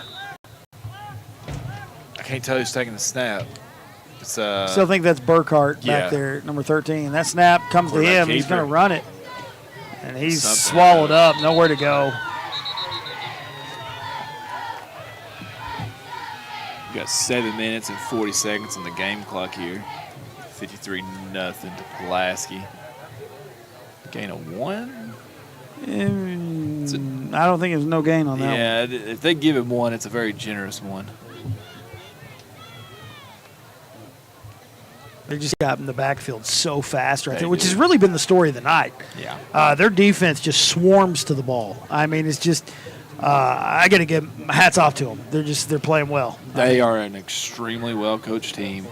They're a team. I don't care what that record says. They're a team you probably don't want to see if you're a high-seeded team in the playoffs. 2 wideouts to the left. Going to take off with a run again. And he's just slammed to the ground there by who was that? Number 50. He turned around. That was a man's tackle. That was number 24, Braden Ping, and he Junior. He pinged the tackle right there. Man.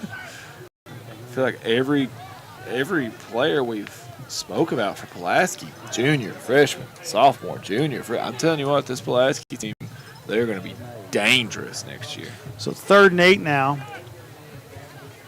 Game clock down to 6 minutes and 20 seconds. Ball marked on the 24-yard line. Ethan coming back in at quarterback here. Harlan 24, Lynn Camp 19. Another score to pass along. Ooh, that's Raceland up on Paris, 21-7. Paris, another undefeated team. Maybe not for long. Final, Corbin 49, Whitley County 0. Bone formation here. Reimer's back in there, and he's got pressure, and he tries to get it to James Ryan Howard. Bounces right in front of him. It's going to be 4th and 8.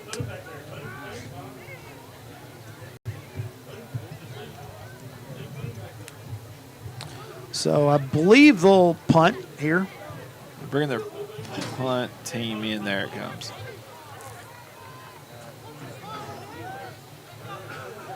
Very slow to get out of here, though.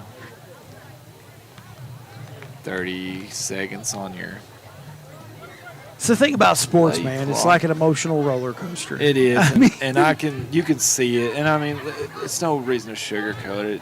This is disappointing. Our boys, they're beat up right now, and you're playing at home. You thought you had a chance to come in here and beat a very good team, and it's just kind of fell apart at the wheels. Late substitution in. Only got 8 seconds on the play clock here. They should get this off though.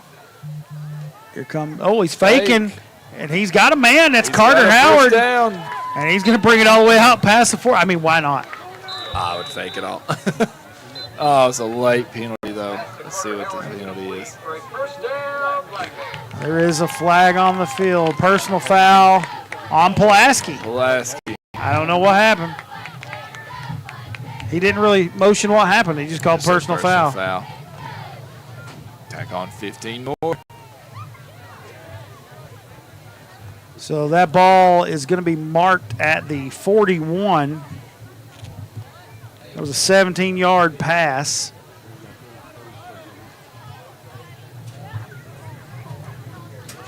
Which would put the ball after a 15-yard penalty. You're going to flip. Actually, where are they marking it at?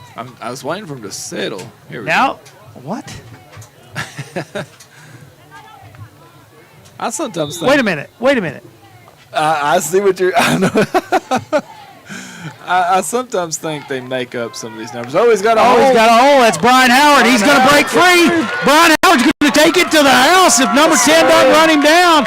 And looky there, just out of nowhere, Brian Howard takes it to the house all the way. Here's what I'm confused about. They had the ball marked at the 37-yard line, correct? Right. Okay, well, here's my question. Carter Howard took the ball out past the 40. Correct. They called personal foul Yep. against Pulaski. Yep. The ball was backed up to the 37. I thought it'd be 15 yards tacked on unless it was personal foul from wherever it happened. But, man, nice run right there by Brian Howard. Here we go. Did I say that was at the 37? Yes, I did. Sir. So Brian Howard with that's 63-yard run. He probably come close from almost doubling our offensive production. Harlan County's lining up for 2. Oh, definitely. We only had like 50 yards rushing in the first half. That's 63 right there on that one.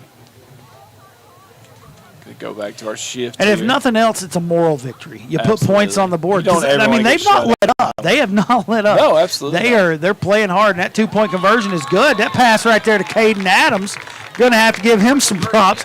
That, if you remember, that's the play they tried to run it south, and it was called back on a penalty. Now there's another flag.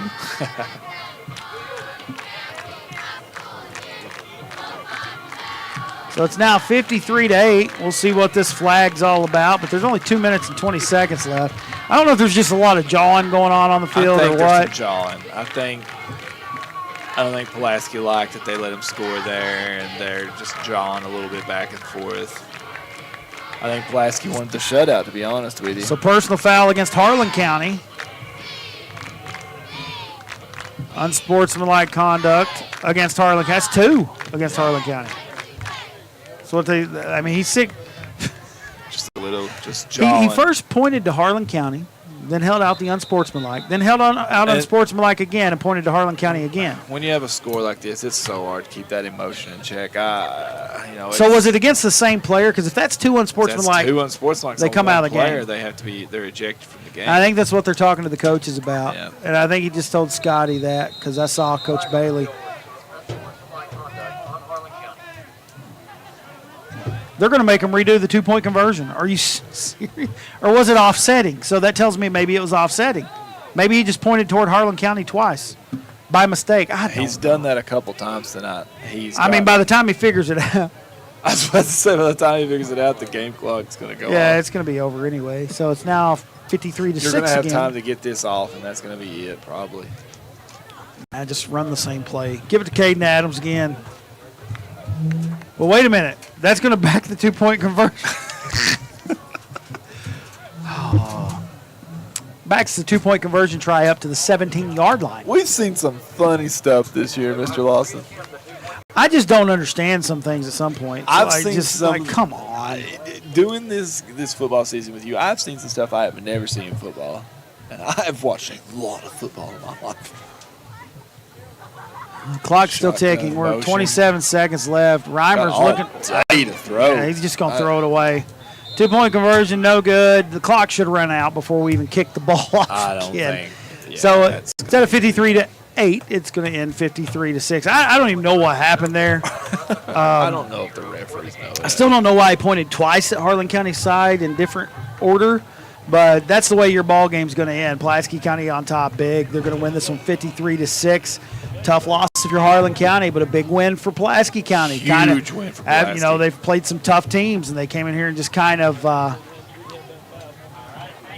you could see that. You could tell the schedule they've played, and we talked about it coming in, man. Iron sharpens iron. They have had some tough games, and the scores, they look lopsided, but and you hate this kind of thing for your seniors, but like you said, iron sharpens iron. So our young players have faced some adversity this year. You know what I mean? They have. So it's just got to grow. That's all you can do. You have to grow. You have to grow from this. But your final score is going to be 53-6. We'll take it back to station for a couple commercial breaks, and we'll be back on 105.1 WTUK. When it comes to floor covering, one name has stood the test of time: Harlan Carpet Mart.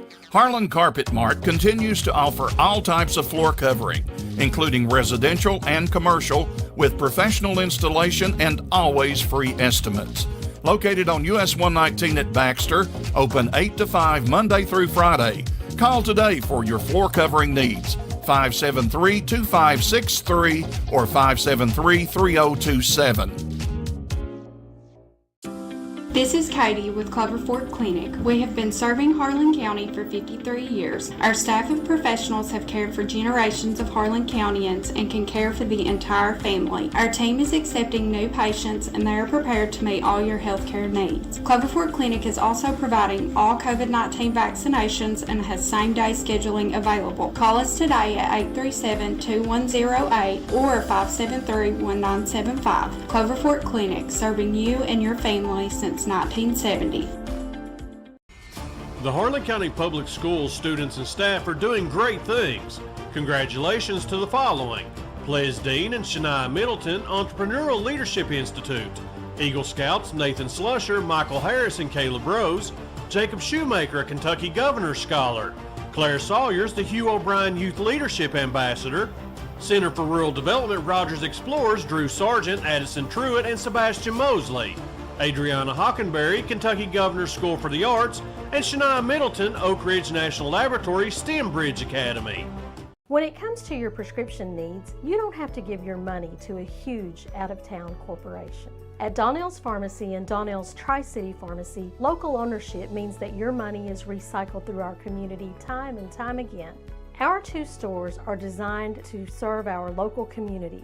Our success is measured by our ability to lessen the burdens of everyday life. Donnell's Pharmacy.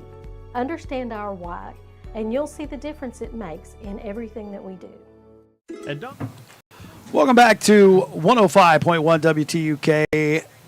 Final here: Pulaski County 53, Harlan County 6. Let's just say it for what it is. Yeah. We coming in, we thought this was going to be a pretty good game. Yeah. Looking at paper matchups and all that, but they came in and put on an absolute clinic on the offensive side of football. They came in. They did a good job. Committed to their game plan, and my goodness, how many both times sides of the ball, really. They were jumping to the ball. How many times was we was just trying to relay what was going on as they was already snapping the ball? Yeah, their offense, I'm telling you what, keeping stats on this team. Offense. And when the legendary John Henson says, I couldn't even keep up with the Yeah, stats, he's saying they have a quick, fast-hitting offense. And I tell you what, for a young team, that does help. And that's what they did, just have that quick offense, kind of know what plays are coming. So hats off to them. They really played a heck of a game. They did. I do believe that our Black Bear Tire and VIPT's player of the game is going to go to Mr. Brian Howard, a young man deserved. Busted out that 63, 67-yard touchdown. I don't remember which it was. It doubled our production. It really did. It's a 63-yard touchdown run. And before that, he ran hard all night. There was not much running lanes. I'm not seeing him not run hard all season. He's just a very hard-nosed runner. He hits the hole with speed. He had a great game against South last week as well. And it was the thing is, he had 7 rushes for 86 yards, and it didn't seem like nothing because Jordan had 268 yards. So he had a good game last week as well. So he's definitely going to be our Black Bear Tire and VIPT's player of the game this week. And I know we said we were going to start doing offense and defense. It's really kind of hard to pick a defense player of the game in a game of this magnitude. It really is. And with how this unfolded, it's just really difficult to really just peg down one individual performance. If you're Harlan County, you have to build from this. I know that's hard to say this late in the season, but you have to. Because there's nothing easier coming. Really you got a North Laurel team rolling in here that defeated this Pulaski team 28-14. Yes. Then you got a Bell County team that's just been Daniel Thomas has just killing it this year, and Burnett at quarterback. So you got to love going to Log Mountain. That's not an easy game left on the schedule. So no, sir. Hats off to this Pulaski County team. We wish them safe travels as they head back to Pulaski County. It's about, coached. I can tell you, it's I don't know about bus, but I know by car. It's about a 2.5-hour drive. And I'm going to be heading that way tomorrow. I got to go DJ down at Cumberland Falls. So congratulations! I'm going to smoke food and watch college football. Well, maybe I'll stop by and get some smoked food before I head out there. But ladies and gentlemen, as always, Josh and I appreciate you tuning in, making this possible. We would like to thank all of our sponsors. I'm going to pull that list up right here.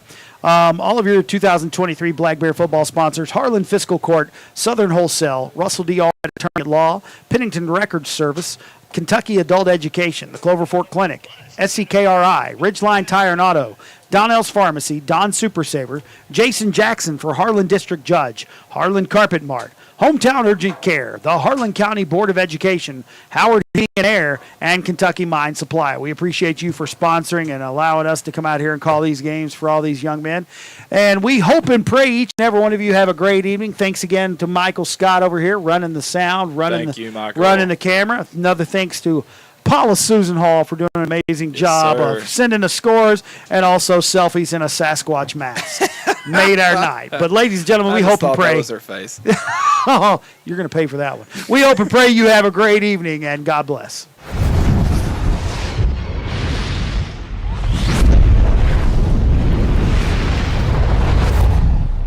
This has been a production of Eastern Broadcasting.